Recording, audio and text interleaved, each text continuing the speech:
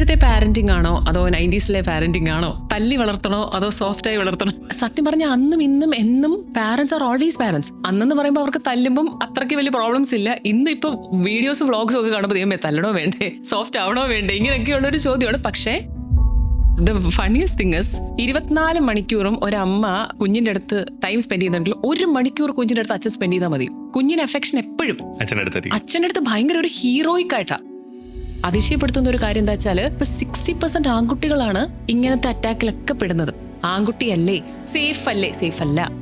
ഞങ്ങളുടെ അടുത്ത് വന്ന് പറയുന്ന ടീനേജ് ആൺകുട്ടികൾക്ക് വരുന്ന അറ്റാക്ക് പെൺകുട്ടികളെ കാട്ടിക്കൊള്ള ഇമോഷന് ഇവർ സപ്രസ് ചെയ്യും. പിന്നീട് അത് അവരുടെ മാരീഡ് ലൈഫിനെ, സെക്ഷൽ ലൈഫിനെ ഒക്കെ ഇത് ബാധിക്കും.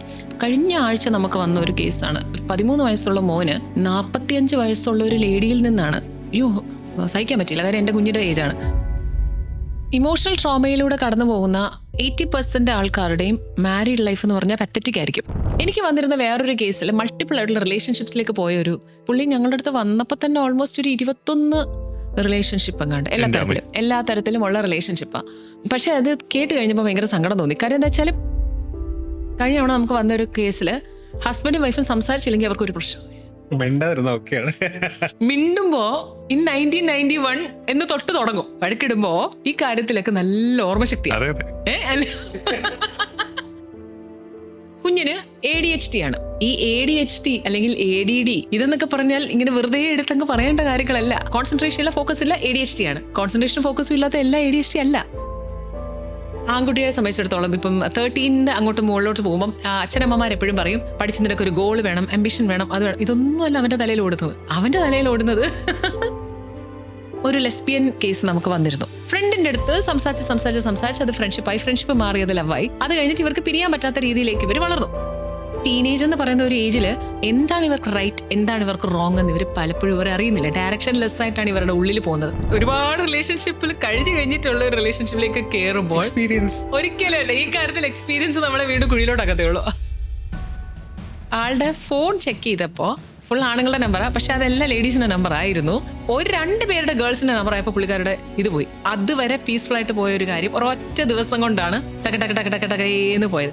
കുട്ടിക്ക് TV വെച്ച് കൊടുക്കും. ഫ്രീ ടൈമിലെല്ലാം ഇങ്ങനെ വെച്ച് കൊടുത്ത് ഇന്ററാക്ട് ചെയ്യേണ്ട ടൈമിൽ കുട്ടി നോക്കുന്നത് പാസീവ് ആയിട്ടുള്ള സ്ക്രീനിലാണ്. അപ്പോൾ ഓട്ടോമാറ്റിക്കലി സംസാരിക്കേണ്ട വാക്കുകൾ സംസാരിക്കാതെ വെർച്വലി ഓട്ടിസ്റ്റിക് ആയിട്ടുള്ള ഒരു ഇതിലേക്ക് പോകും. കുഞ്ഞിങ്ങോട്ട് വരുമ്പോൾ അത് നമ്മുടെ ഏറ്റവും വലിയൊരു ബ്ലെസ്സിംഗ് ആയിട്ടാണ് കാണേണ്ടത്. നീ വന്നതുകൊണ്ട് എൻ്റെ സ്വപ്നങ്ങളൊന്നും പൂവണിഞ്ഞില്ല അങ്ങനെ പറയുമ്പം അത് ആ പാവത്തിനും കൂടെ. So you be prepared and you decide വേണോ വേണ്ടേ.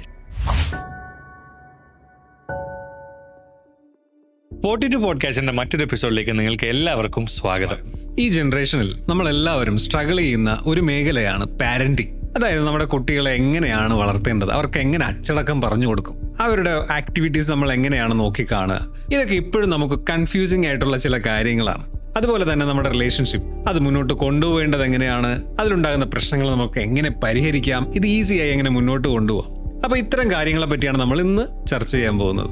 ഈ എപ്പിസോഡ് മുഴുവനായും കാണുന്നതിന് മുന്നേ നമ്മുടെ ചാനൽ ഇതുവരെ സബ്സ്ക്രൈബ് ചെയ്തില്ല എന്നുണ്ടെങ്കിൽ സബ്സ്ക്രൈബ് ചെയ്യുക. ഈ വലിയ എപ്പിസോഡിന്റെ കുഞ്ഞു ഭാഗങ്ങൾ ഷോർട്സ് ആയും റീൽസ് ആയും ഇൻസ്റ്റഗ്രാമിലും യൂട്യൂബിലും ഇടുന്നുണ്ട്. ഈ വലിയ എപ്പിസോഡിന്റെ ഓഡിയോ എക്സ്പീരിയൻസ് സ്പോട്ടിഫൈയിലും അവൈലബിൾ ആണ്. നമ്മുടെ ഈ പോഡ്കാസ്റ്റ് കാണുന്നതിൽ 80% ആൾക്കാർ ഇപ്പോഴും സബ്സ്ക്രൈബ് ചെയ്യാത്തവരാണ്. നിങ്ങൾ സബ്സ്ക്രൈബ് ചെയ്യുന്നതിലൂടെ നമുക്കൊരു പ്രചോദനമാണ് ഇതുപോലെ വാല്യുബിൾ ആയിട്ടുള്ള ഗസ്റ്റുകളെ കൊണ്ടുവരാനും ഇതുപോലെ ഇൻഫോർമേറ്റീവ് ആയിട്ടുള്ള കണ്ടന്റുകൾ നിങ്ങളുടെ മുന്നിലേക്ക് എത്തിക്കാനും. പേരന്റിങ്ങിനെ പറ്റി ഇന്നത്തെ എപ്പിസോഡിൽ സംസാരിക്കാൻ എത്തിയിരിക്കുന്നത് ലക്ഷ്മി ഗിരീഷ് കുറുപ്പാണ്. ലക്ഷ്മി ഗിരീഷ് ശ്രദ്ധ മെന്റൽ വെൽനസ് സെന്ററിന്റെ ഫൗണ്ടറും CEO ആണ്. So Lakshmi, welcome to 42 podcaster. നമ്മളെ കാണുന്ന ഒരു 90s ആൾക്കാരൊക്കെയാണ് ഇപ്പോഴത്തെ പുതിയ പാരന്റ്സ്. ഈ ഒരു ജനറേഷന്റെ പ്രശ്നം എന്ന് പറഞ്ഞു കഴിഞ്ഞാൽ ഒരു സാൻഡ്വിച്ച് അവസ്ഥയാണ്. ലൈക്ക് അവിടെ ഇല്ല എന്നാലും പുതിയ സാധനത്തിലോട്ട് എത്തിയിട്ടുമില്ല, പഴയതൊന്നും അങ്ങോട്ട് വിട്ട് മാറിയിട്ടുമില്ല. അപ്പൊ പലപ്പോഴും നമ്മുടെ ഏജിലുള്ള ആൾക്കാർ പറയുന്നത് വെച്ച് കഴിഞ്ഞാൽ പണ്ടുണ്ടായിരുന്ന കുറെ ട്രോമകൾ അല്ലെങ്കിൽ നമ്മുടെ ചെറുപ്പത്തിൽ നമ്മൾ അനുഭവിച്ച കുറെ പ്രശ്നങ്ങൾ നമ്മുടെ കുട്ടികൾക്ക് വരാതിരിക്കാൻ വേണ്ടിയിട്ട് നമ്മൾ ഒരുപാട് കെയർ ചെയ്യുന്നു, അല്ലെങ്കിൽ നമ്മൾ ആ രീതിക്ക് അതിനെ നോക്കുന്നു എന്നുള്ളതാണ് ഇപ്പോഴത്തെ ഒരു കാഴ്ചപ്പാട്. അതെ, പ്രാക്ടിക്കലി കൊണ്ടുവരുമ്പോൾ അത് എത്രത്തോളം നടപ്പിലാക്കാൻ പറ്റും എന്നുള്ളതൊരു പ്രശ്നമാണ്, ഒരു ചോദ്യമാണ്. കാരണം ഞാനൊരു പാരന്റ് ആയതുകൊണ്ട് തന്നെ പലപ്പോഴും പലയിടത്തും പാളിപ്പോവാറുണ്ട്. ചിലപ്പോൾ ചിലതൊക്കെ വർക്കാവാറുണ്ട്. എന്താണ് ഈ ഒരു സിറ്റുവേഷനിൽ ഇതിനെ എങ്ങനെയാണ് നമുക്ക് സ്മൂത്ത് ആയിട്ട് കൊണ്ടുപോകാൻ പറ്റില്ല, അല്ലെങ്കിൽ ഇതിൻ്റെ ഒരു കാഴ്ചപ്പാടെന്താണ്? ക്ലയൻസ് നമ്മളോട് ചോദിക്കുന്ന ഒരു കാര്യമാണ്, ഇപ്പോഴത്തെ പാരൻറ്റിംഗ് ആണോ അതോ 90s പാരൻറ്റിംഗ് ആണോ, ഏതാണ് ഏറ്റവും ആപ്റ്റ്? തല്ലി വളർത്തണോ അതോ സോഫ്റ്റായി വളർത്തണോ? ജെന്റിൽ വേണോ പെർമിസീവ് വേണോ? C it is all about maintaining A balance. സത്യം പറഞ്ഞാൽ ഒരുപാടങ്ങ് ജെന്റിലായാലും, ജെന്റിൽ ഞാനിവിടെ ഉദ്ദേശിക്കുന്നത് there is A difference between permissive parenting and gentle parenting. മനസ്സിലാക്കണം. എന്ന് വെച്ചാൽ പെർമിസീവ് പാരൻറ്റിംഗ് എന്ന് പറഞ്ഞാൽ നിങ്ങൾക്ക് എവിടെ ബൗണ്ടറി സെറ്റ് ചെയ്യണം, എവിടെ നോ പറയണം, അല്ലെങ്കിൽ എവിടെയാണ് കുഞ്ഞിന് വേണ്ടത് എന്താ വേണ്ടാത്തത് എന്താ എല്ലാം അങ്ങ് ജെന്റിലാക്കി എല്ലാത്തിനും തലകുലുക്കി എന്നാ പറഞ്ഞാലും ഓക്കെ എന്ന് പറയുന്ന ഒരു രീതിയാണ് permissive parenting, which is not good. Authoritative എന്ന് പറഞ്ഞാൽ ഭയങ്കരമായിട്ട് നമ്മളങ്ങ് റൂൾസ് സെറ്റ് ചെയ്യുക, എന്നാൽ അങ്ങോട്ടും ഇല്ല ഇങ്ങോട്ടും ഇല്ല, അപ്പം കൊച്ചിനെ എന്തോ ചെയ്യണമെന്ന് അറിയത്തില്ല. ഇത് രണ്ടും നല്ലതല്ല. അപ്പം 90s ഇപ്പം ഞാൻ ഒറ്റ കുട്ടിയായിട്ട് വളർന്നതാണ്. അച്ഛനും അമ്മയ്ക്കും ഒരാളാണ്. എൻ്റെ അടുത്ത് എൻ്റെ അച്ഛനും അമ്മയും ദേ വർ നോട്ട് വെരി സ്ട്രിക്റ്റ്. വളരെ ഗോഡ്സ് ഗ്രേസ് പോകേണ്ട സ്ഥലങ്ങളിലെല്ലാം ഞാൻ ഒരിക്കലും ഒരു കോഴ്സ് എടുത്തിട്ട് അയ്യോ എനിക്കിത് വേണ്ടിയിരുന്നില്ല പിന്നെ അങ്ങനെ ഒന്നും പറയേണ്ടി വന്നിട്ടില്ല. Because they were all very very free to me. അതുകൊണ്ട് തന്നെ എനിക്ക് ആ 90s ഇപ്പോഴത്തെന്നുള്ള ഒരു ഡിസ്പാരിറ്റി വന്നിട്ടില്ല. വളരെ ഫ്രീ ആയിരുന്നു. ഈവൻ ഞാൻ എൻ്റെ ഹസ്ബൻഡിൻ്റെ കാര്യം പോലും ഞാൻ ഫസ്റ്റ് പറയുന്നത് പാരൻസിൻ്റെ അടുത്താണ്. We were in a love marriage. അപ്പം ഞാൻ പറയണത് it is all about the parents attitude. 90s എന്നോ 2025 എന്നോ ഇല്ല. As long as you are able to maintain a friendly relationship with the child, it's fine. അത് കറക്റ്റാണ്. പക്ഷേ ഇതൊരു ജനറൽ ഒരു നോക്കുവാണെങ്കിൽ 90s പാരന്റിംഗ് എന്ന് പറഞ്ഞൊരു സാധനം ഉണ്ടല്ലോ. ഉണ്ട് മാത്യു. അതെന്താ വെച്ചാൽ ഇപ്പം ജോയിന്റ് ഫാമിലിയിൽ നേരത്തെ കാലത്ത് എന്ന് വെച്ചാൽ അപ്പൂപ്പന്മാര് അവരുടെ ജോയിന്റ് ഫാമിലിയിൽ ഇപ്പം ഞാൻ വളർന്നിരുന്ന സ്ഥലത്ത് തന്നെ ഓൾമോസ്റ്റ് ഒരു 12-14 പേര് ഒരുമിച്ചാണ്. അപ്പം എന്താ വെച്ചാൽ ആ സമയത്ത് ഒരു വഴക്ക് കിട്ടുന്നതോ കുട്ടിയെ ശാസിക്കുന്നതോ ഇതെന്നൊക്കെ പറയുമ്പോൾ കുട്ടിക്കൊക്കെ അത്രയും ഫീൽ ചെയ്യില്ല. ബിക്കോസ് ഒരു വലിയ എൻവയൺമെന്റ് അങ്ങനെയാണ്, ക്ലസ്റ്റേർഡ് ആയിട്ടുള്ള എൻവയൺമെന്റ് അല്ല. ഇപ്പം എന്താ കുട്ടി ചെയ്യുക, അച്ഛനും അമ്മയും തമ്മിലുള്ള ഒരു റിലേഷൻഷിപ്പ് ഭയങ്കര ന്യൂക്ലിയർ ആയിട്ടുള്ള ഒരു രീതിയിൽ വരുമ്പോഴത്തേക്ക് കുഞ്ഞുങ്ങൾ ഭയങ്കര സെൻസിറ്റീവ് ആണ്. ഇവർക്ക് ഇവരുടെ ഫീലിങ്സ് പോലും കറക്റ്റായിട്ട്, ഞങ്ങൾക്ക് ഇവിടെ കോൺഫിഡൻസ് ബിൽഡിംഗ് എന്ന് പറയുന്ന ഒരു സെഷൻ ഉണ്ട്. അവിടെ നമ്മൾ കുട്ടികൾക്ക് പറഞ്ഞ് മനസ്സിലാക്കും നിങ്ങൾ എന്ത് ഇമോഷനിലൂടെയാണ് കടന്നു പോകുന്നതെന്ന്. കുട്ടിക്കുള്ള ഒരു ഇമോഷൻ അത് സ്ട്രെസ്സിലാണോ ആങ്സൈറ്റി ആണോ ദേഷ്യമാണോ ഉള്ളിലുള്ള വിഷം ഒന്നും അറിയത്തില്ല. Because they are too much into screen nowadays. അതൊക്കെ വലിയ സബ്ജക്ട് കണക്ട് ചെയ്ത് പോകേണ്ടതാണ്. ഓൺലി തിങ് ഇസ് എൻ്റെ ഒരു അഭിപ്രായത്തിൽ 90s എന്നോ 2025 എന്നോ ഇല്ല. It is all about the balance between both. നമ്മളെ സംബന്ധിച്ചിടത്തോളം നമ്മളിവിടെ സാൻഡ്വിച്ച് ആവുന്നത് എന്താണെന്ന് വെച്ചാൽ ഒരു വശത്ത് അച്ഛനും അമ്മയും ഒക്കെ ഒരുപാട് റൂൾസ് സെറ്റ് ചെയ്യുന്നു ഓൺ വൺ സൈഡ്. ഇപ്പുറത്തെന്ന് പറഞ്ഞാൽ പിള്ളേർ ജെൻസി കിഡ്സ് ആണ്. അവരുടെ ഭാഷ പോലും ഇപ്പം ലാംഗ്വേജ് ഇറ്റ്സെൽഫ് ഇസ് ഡിഫറെൻറ്റ്. നമ്മുടെ ഐഡിയാസ് എല്ലാം കൺവെൻഷനലാണെന്ന് ഇവർ പറയുന്നു. പക്ഷെ അപ്പം നമുക്ക് തന്നെ സാൻഡ്വിച്ച് ആണ്, അങ്ങോട്ട് വേണോ ഇങ്ങോട്ട് വേണോ. ദി ഓൺലി തിങ് ഇസ് ഇവർ പറയുന്നത് ഒരുപാട് കേട്ട് അങ്ങോട്ടും കൊണ്ടുപോകാതിരിക്കുക, ഇവർ പറയുന്നത് ഒരുപാട് കേട്ട് അങ്ങോട്ടും പറയാണ്ടിരിക്കുക. നമ്മൾക്ക് മാത്രമേ ഒരു ബാലൻസ് ആക്കാൻ പറ്റുള്ളൂ. കാര്യം നമ്മളുടെ അടുത്ത് വരുന്ന ഒരുപാട് കേസുകളിൽ പേരൻസ് വർക്കിംഗ് ആണ്, ഗ്രാൻഡ് പേരൻസിൻ്റെ അടുത്ത് വിട്ടിട്ടാണ് ഇവർ പോകുന്നത്. തിരിച്ചു വരുമ്പോൾ ഗ്രാൻഡ് പേരൻസിൻ്റെ സൈഡിൽ നിന്ന് ഒരുപാട് പ്രശ്നം, കുഞ്ഞുങ്ങളുടെ സൈഡിൽ നിന്ന് ഒരുപാട് പ്രശ്നം, ആരുടെ അടുത്ത് നിൽക്കും. അപ്പോൾ കഴിഞ്ഞ തവണ ഒരു അമ്മ വന്നിട്ട് നമ്മളുടെ അടുത്ത് വന്ന ഒരു കേസ് പറഞ്ഞ എന്താ വെച്ചാൽ നൈജീരിയയിൽ വർക്ക് ചെയ്യുന്ന പേരൻസ് ആണ്. സങ്കടം തോന്നിയ കുട്ടിയുടെ കാര്യം എന്ന് വെച്ചാൽ സിവിയർ ആയിട്ടുള്ള ഡിപ്രസീവ് ഫീച്ചറിലൂടെ കടന്നു പോകുന്നതാണ് ഗ്രാൻഡ് പേരൻസ്. ഓക്കെ, അപ്പോൾ അവർ ഓൾറെഡി SSRI, അതായത് അവരുടെ മൈൻഡ് കാം ആവാനുള്ള ഡ്രഗ്സ് എടുത്തുകൊണ്ടിരിക്കുന്ന അപ്പൂപ്പനോ അമ്മൂമ്മയാണ്. അവർക്ക് ഒരുപാട് പ്രോബ്ലംസ് അവർക്കുണ്ട്. ഇങ്ങനെ ഒരു ഗ്രാൻഡ് പേരൻസിൻ്റെ അടുത്തോട്ട് ഒരു 12 വയസ്സുള്ള കുഞ്ഞിനെ കൊണ്ടിട്ടു. നമ്പർ 1 തെറ്റ്. കാര്യം എന്താ വെച്ചാൽ ഇവരെന്ത് കാണുന്നതും ഇവർക്ക് വെപ്രാളമാണ്. 12 year 13 year ആയിട്ടുള്ള ഒരു കുട്ടിക്ക് എത്ര നേരം അടങ്ങിയിരിക്കാൻ പറ്റും? അവരുടെ സിസ്റ്റം, അവരുടെ ബോഡി സിസ്റ്റത്തിലെ ഇവർക്ക് എനർജി ഭയങ്കര കൂടുതലാണ്.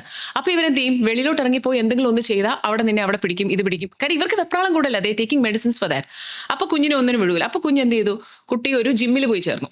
11-12 അല്ലേ, അതിൻ്റെ ഒരു എനർജി റിലീസ് ചെയ്യണ്ടായോ.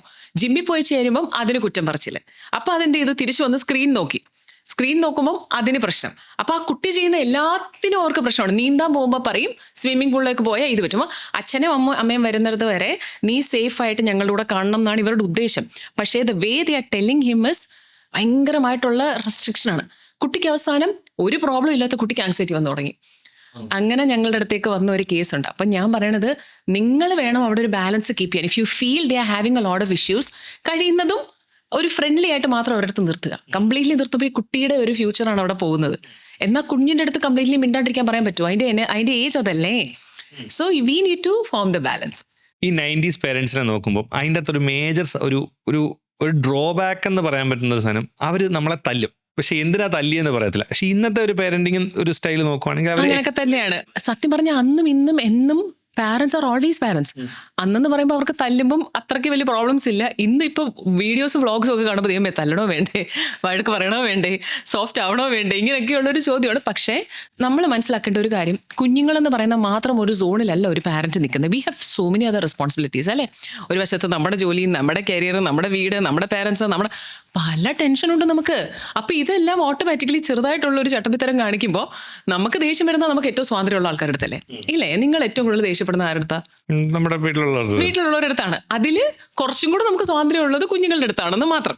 എന്നാൽ നമുക്ക് പാവം തോന്നും. അവർ കുറച്ച് കഴിയുമ്പോഴത്തേക്ക് ഇവർ ഭയങ്കര ഇന്നസെന്റ് ആയതുകൊണ്ട് കുറച്ച് കഴിയുമ്പോൾ നമുക്ക് അങ്ങ് സങ്കടം തോന്നും. ഇത് നോർമൽ പ്രോസസ്സാണ്. ചില പേരൻസ് ഗിൽറ്റി ആയിട്ട് വരാറുണ്ട്. അയ്യോ ഞാൻ വഴക്ക് പറഞ്ഞ് ഉറങ്ങി കഴിയുമ്പോൾ ഭയങ്കര സങ്കടം വരും കാണുമ്പോൾ. That's because they R full of energy. കുഞ്ഞുങ്ങൾ എന്ന് പറയുമ്പോൾ അവരങ്ങനെയാണ്. പക്ഷേ ഞാനതാ പറഞ്ഞത്, നമ്മൾ നമ്മളെ പ്രയോറിറ്റൈസ് ചെയ്യുന്നുണ്ടോ, നമ്മൾ നമുക്ക് ഇമ്പോർട്ടൻസ് കൊടുക്കുന്നുണ്ടോ എന്ന് നമ്മളോട് തന്നെ അങ്ങ് ചോദിച്ചാൽ മതി. നമുക്ക് കുറച്ചിപ്പം ഞാൻ കൗൺസിലിംഗ് ഉണ്ട്, പാരന്റ് ആണ്, ഇതിന്റെ കൂട്ടത്തിൽ പാടുന്നുണ്ട്, ഇതിന്റെ കൂട്ടത്തിൽ ജിമ്മിൽ പോകുന്നുണ്ട്, എന്നെ കൊണ്ട് ആവുന്നതിൻ്റെ എല്ലാം ഞാൻ ചെയ്യുന്നുണ്ട് എന്ന് വെച്ചാൽ അപ്പോൾ എനിക്ക് ഇവരോട് ഒരുപാട് ദേഷ്യപ്പെടേണ്ടി വരത്തില്ല. Because my day is productive. ഇതിലാണ് കാര്യം.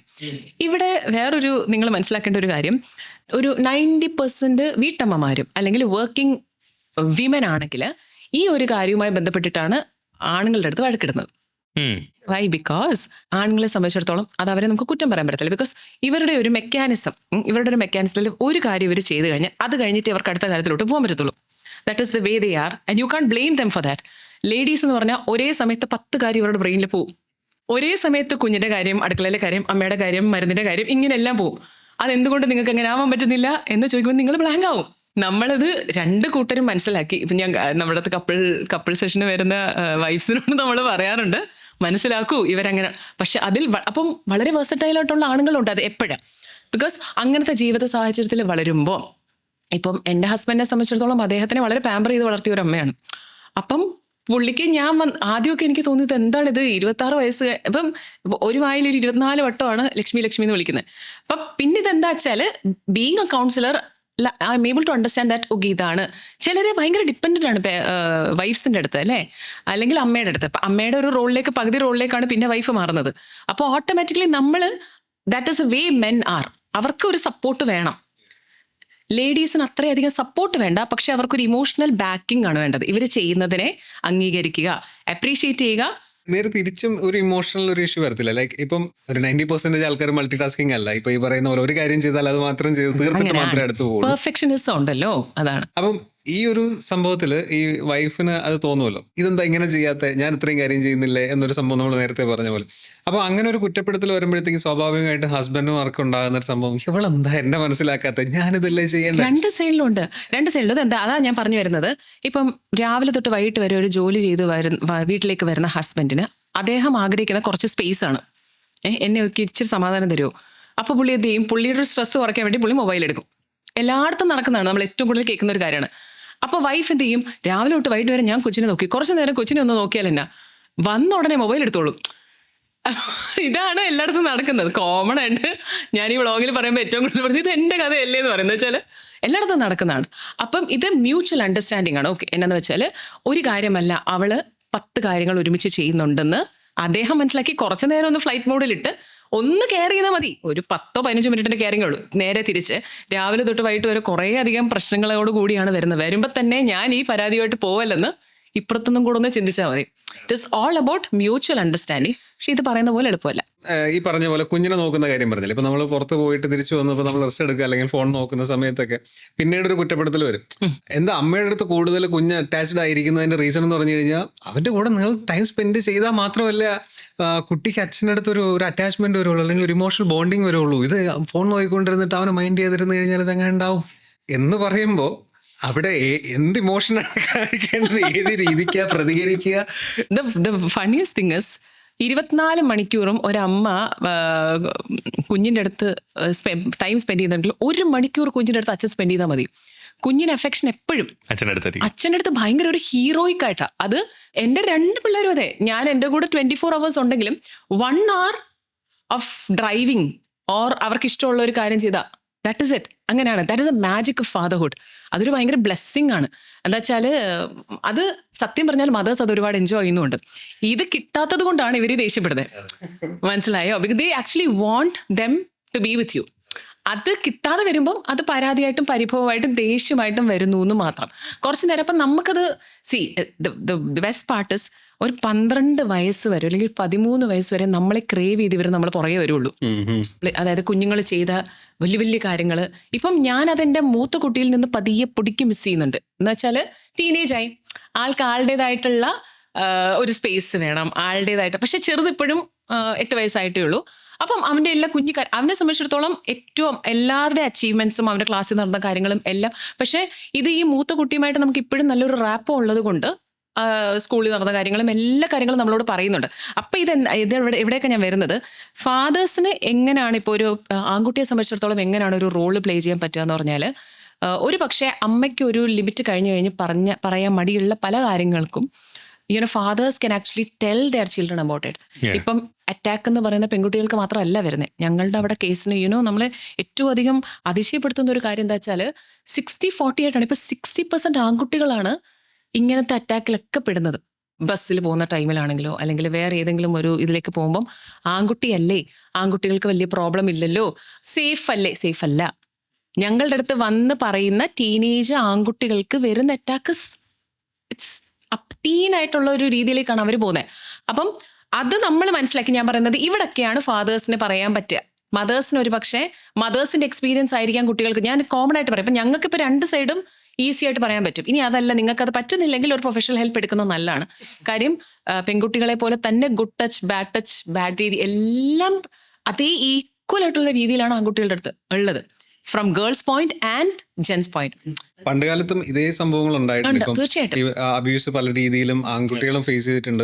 പെൺകുട്ടികളുടെ കാര്യത്തിലും ആൺകുട്ടികളുടെ കാര്യത്തിലും പുറത്ത് പറയാൻ പറ്റുന്ന ഒരു കണ്ടീഷൻ പണ്ട് കാലത്ത് കുറച്ച് കുറവുണ്ടായിരുന്നു. എന്ത് വിചാരിക്കും, അവരെങ്ങനെ ജഡ്ജ് ചെയ്യും. അതെ, പക്ഷെ ഇപ്പൊ കുറച്ചുകൂടെ ഇതുണ്ട്. പിന്നെ അതുപോലെ തന്നെ ഇപ്പൊ നമുക്ക് പാരന്റ്സിനോട് പറയാൻ പറ്റില്ലെങ്കിലും കൗൺസിലേഴ്സിനെ നമുക്ക്, അതാണ് that is a best part of social media no കേട്ടോ.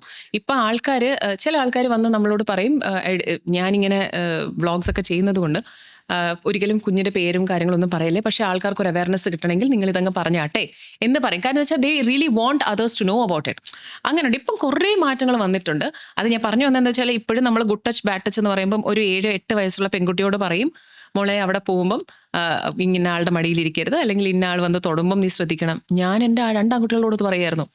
പല കാര്യത്തിന് പോവല്ലേ, ഇപ്പോൾ കുൻഫുന് പോകുന്നുണ്ട്, കീബോർഡിന് പോകുന്നുണ്ട്, പല സ്ഥലങ്ങളിൽ നമ്മളില്ലാണ്ട് പോകുന്നുണ്ട്. സോ പെൺകുട്ടികളെ പോലെ തന്നെ ഈ ഒരു കാര്യത്തിൽ നമ്മൾ ആൺകുട്ടികളെ എഡ്യൂക്കേറ്റ് ചെയ്യേണ്ടത് വളരെ ഇമ്പോർട്ടൻ്റ്. കാര്യം എന്താ വെച്ചാൽ പെൺകുട്ടികളെ കാട്ടി കൂടുതൽ ഇമോഷന് ഇവർ സപ്രസ് ചെയ്യും. They don't let their feelings out. No. അപ്പോൾ അത് പിന്നീട് അത് അവരുടെ മാരീഡ് ലൈഫിനെ, അവരുടെ സെക്ഷൽ ലൈഫിനെ ഒക്കെ ഇത് ബാധിക്കും.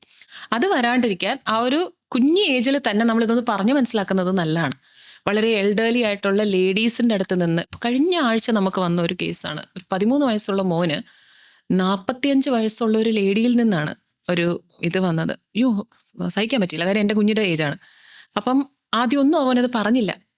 ചോദിച്ച് വന്നപ്പോൾ ആണ് കുട്ടിക്കിത് വിങ്ങലടിക്കുക. പറയാൻ പറ്റുന്നില്ല. കാര്യം അവന് മനസ്സിലാവുന്നില്ല ഇതെന്താ, what is happening to me, അറിയില്ല. അതാ ഞാൻ പറഞ്ഞത്, നമ്മൾ ആൺകുട്ടികൾക്കും ഈ ഒരു എഡ്യൂക്കേഷൻ കൊടുക്കേണ്ടത് ഇവിടെ വളരെ ഇമ്പോർട്ടൻ്റ് ആണ്. കരയുന്നതെല്ലാം പെൺകുട്ടികളല്ലേ? No, they are also suppressing. അവരുടെ ഇമോഷൻ എല്ലാം അവരുടെ ഉള്ളിൽ ഒതുക്കുന്നുണ്ടെന്നുണ്ട് അല്ലേ?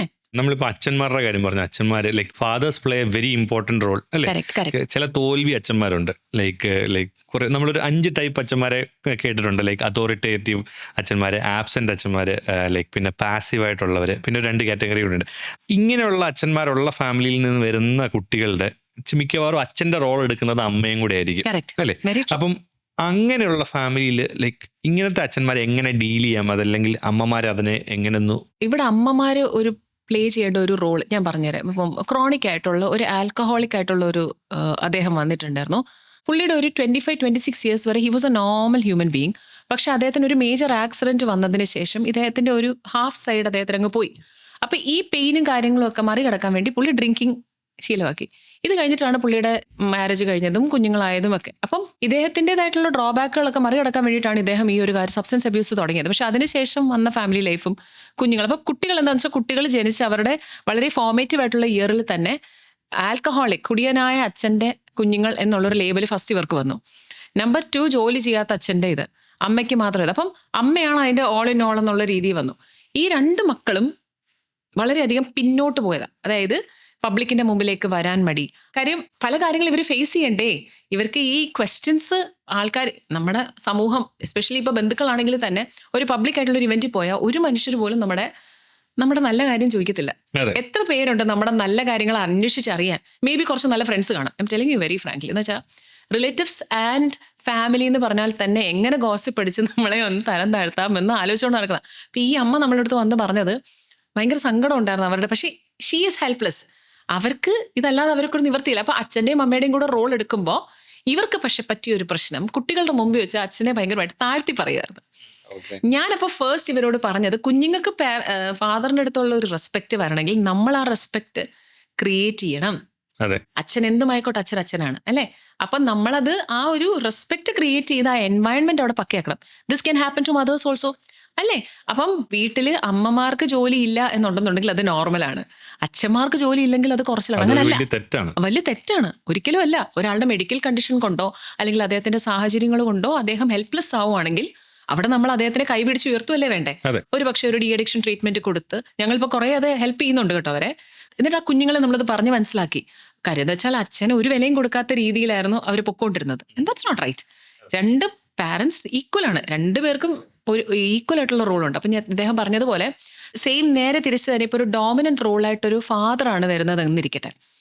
അമ്മേ ഹൗസ് വൈഫാണ്, ടേക്കൺ ഫോർ ഗ്രാൻറ്റഡ് ആണ്, എല്ലാം ഇതും അതുപോലെ ചെയ്യുമല്ലോ. No, everybody in this world deserves a value. ആ വാല്യൂ കൊടുക്കേണ്ടത് അത് നമ്മുടെ കൾച്ചർ പോലെ ഇരിക്കും. ഒരു പക്ഷേ ഇദ്ദേഹം വളർന്നു വന്ന സാഹചര്യത്തിൽ അദ്ദേഹത്തിൻ്റെ അച്ഛൻ വളരെയധികം കൺട്രോൾ ചെയ്ത് അമ്മയെ വളർത്തിയത് കണ്ടായിരിക്കാം വളർന്നത്. ആ സെയിം കാര്യം ഇദ്ദേഹത്തിൻ്റെ വൈഫിൻ്റെ അടുത്തും എടുക്കുന്നു. അപ്പം അതുകൊണ്ടാണ് നമ്മൾ അറ്റ്ലീസ്റ്റ് ഇപ്പോഴത്തെ ഒരു സോ കോൾ 90s പാരൻസ് എങ്കിലും ശ്രദ്ധിക്കേണ്ടത്, your wife is working or not, leave it, but make sure you give her respect in front of your child. Same thing, അച്ഛനാണെങ്കിലും അച്ഛന് ജോലിയുണ്ടോ അല്ലെങ്കിൽ പൈസ ഉണ്ടോ ഇല്ലേ, ഗിവ് റെസ്പെക്ട്. എന്നാൽ മാത്രമേ കുഞ്ഞിന് ആ റെസ്പെക്ട് വരുള്ളൂ. അതുപോലെ ഈ അബീസിവ് ആയിട്ടുള്ള അച്ഛന്മാരുള്ള വീടുകളിൽ അദ്ദേഹം കണ്ടു വളർന്നത് ചിലപ്പോൾ അച്ഛൻ അമ്മയെ തല്ലുന്നത്, ഉപദ്രവിക്കുന്നതൊക്കെ ആയിരിക്കും. ഇദ്ദേഹം അച്ഛനായി അല്ലെങ്കിൽ ഒരു ഭർത്താവായി വരുന്ന സമയത്ത് ഒന്നുകിൽ നല്ലവനാവും, ഭാര്യയെ തല്ലാതെയും ഭയങ്കര പ്രൊട്ടക്റ്റീവായിട്ട് കൊണ്ടുപോകും. അങ്ങനെ ഒരു അവസ്ഥ ഉണ്ടാവരുത്, അന്ന് അനുഭവിച്ച കാര്യങ്ങൾ ഇവിടെ ഉണ്ടാവരുതെന്ന് വെച്ചിട്ട്. രണ്ടാമത്തെ കാര്യം, അതുപോലെ തന്നെ കോപ്പി പേസ്റ്റ് ചെയ്യുന്ന പരിപാടിയുണ്ട്.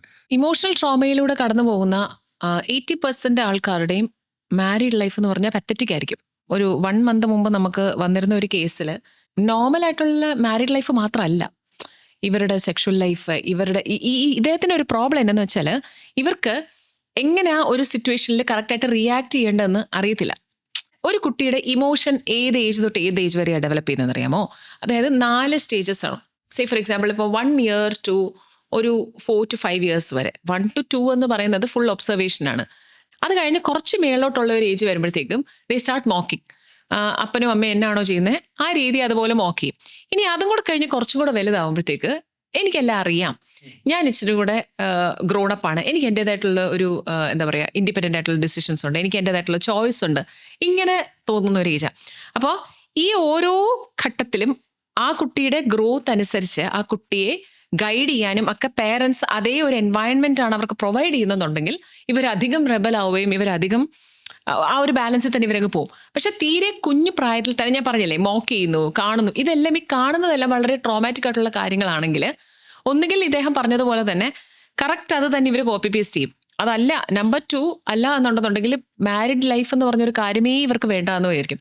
എനിക്ക് വന്നിരുന്ന വേറൊരു കേസിൽ മൾട്ടിപ്പിൾ ആയിട്ടുള്ള റിലേഷൻഷിപ്സിലേക്ക് പോയ ഒരാളുണ്ടായിരുന്നു. പുള്ളി ഞങ്ങളുടെ അടുത്ത് വന്നപ്പോൾ തന്നെ ഓൾമോസ്റ്റ് ഒരു 21 റിലേഷൻഷിപ്പ് എങ്ങാണ്ട്, എല്ലാ തരത്തിലും ഉള്ള റിലേഷൻഷിപ്പാണ്. പക്ഷെ അത് കേട്ട് കഴിഞ്ഞപ്പോൾ ഭയങ്കര സങ്കടം തോന്നി. കാര്യം എന്താ വെച്ചാൽ പുള്ളിക്ക് സ്റ്റോപ്പ് ചെയ്യാൻ പറ്റുന്നില്ല. He is not able to trust anybody. അതാണ് ഞാൻ പറഞ്ഞു വന്നത്, ട്രസ്റ്റ് ഇഷ്യൂ ആണ് ഇവിടെ. എന്തുകൊണ്ടാണ് എൻ്റെ അച്ഛനെ പോലത്തെ ഒരു ആളെ വേണം എനിക്ക് കല്യാണം കഴിക്കാൻ എന്ന് ഒരു പെൺകുട്ടി പറയണമെങ്കിൽ അവരുടെ അച്ഛൻ അത്ര നല്ലതായിട്ടുള്ള ഒരു രീതിയിലായിരിക്കണം അവരുടെ അമ്മയെ ട്രീറ്റ് ചെയ്തത് അല്ലേ. അല്ലെങ്കിൽ എനിക്ക് എൻ്റെ അമ്മയെ പോലെ വേണം എൻ്റെ വൈഫ് എന്ന് പറയുമ്പോൾ മേ ബി അത്ര നന്നായിട്ട് പ്രൊട്ടക്റ്റീവായിട്ട് കെയറിങ് ആയിട്ട് വളർത്തിയ ഒരു അമ്മയാവുമ്പോഴാണ് ആ രീതി വരുന്നത്. അപ്പം ഇത് ഈ ഒരു കാര്യമൊന്നും അല്ലാതെ മാരീഡ് ലൈഫിൽ ഒരുപാട് പ്രോബ്ലംസ് കണ്ടു വളർന്ന ഒരു കുട്ടിയാവുമ്പം ഇവർ ഈ റോളും കൂടെ ഇത് ചെയ്തിട്ടാണ് ഒരു റിലേഷൻഷിപ്പിലേക്ക് കയറുന്നത്. They are not just looking for a girlfriend or a boyfriend. പക്ഷെ അവർക്ക് എവിടേക്കോ നഷ്ടപ്പെട്ടു പോയ സ്നേഹമാണ് ഇവർ തപ്പിത്തെരഞ്ഞു പിടിക്കുന്നത്. ആ ഒരു കാര്യം ഫസ്റ്റ് അതൊരു ഇൻഫാക്ച്വേഷൻ ആയിട്ട് മാറി, അതൊരു ഫിസിക്കൽ റിലേഷൻഷിപ്പിലേക്ക് പോയി. അതിലൂടെ അവർ ഇത് അടുത്തൊരു ട്രാക്കിലേക്ക് കയറാൻ നോക്കി. പക്ഷെ ഒരൊറ്റ കാര്യത്തിൽ ഇവർക്ക് കംപ്ലീറ്റ് ആയിട്ട് ഇവർക്ക് നിലനിർത്താൻ പറ്റില്ല. ഞാൻ ഈ പറഞ്ഞ ഇദ്ദേഹത്തിന് almost 20 to 22 and finally he's not able to stop. എന്തിലോട്ട് എന്നിട്ട് പ്രോബ്ലം എന്ന് വെച്ചാൽ കല്യാണം കഴിച്ച ആളെ പിന്നെ സംശയമായി. മനസ്സിലായോ? She is having the same thing എന്നുള്ളൊരു മട്ടായിപ്പോയി. അപ്പം ഇതാണ് ഞാൻ പറഞ്ഞു വരുന്നത്. അപ്പം ഇതിന് എവിടുന്നാണ് നമ്മളിത് ട്രീറ്റ് ചെയ്യേണ്ടത്? അദ്ദേഹത്തിന് ഇപ്പം ട്രീറ്റ് ചെയ്യാൻ പറ്റുമോ? പറ്റില്ല.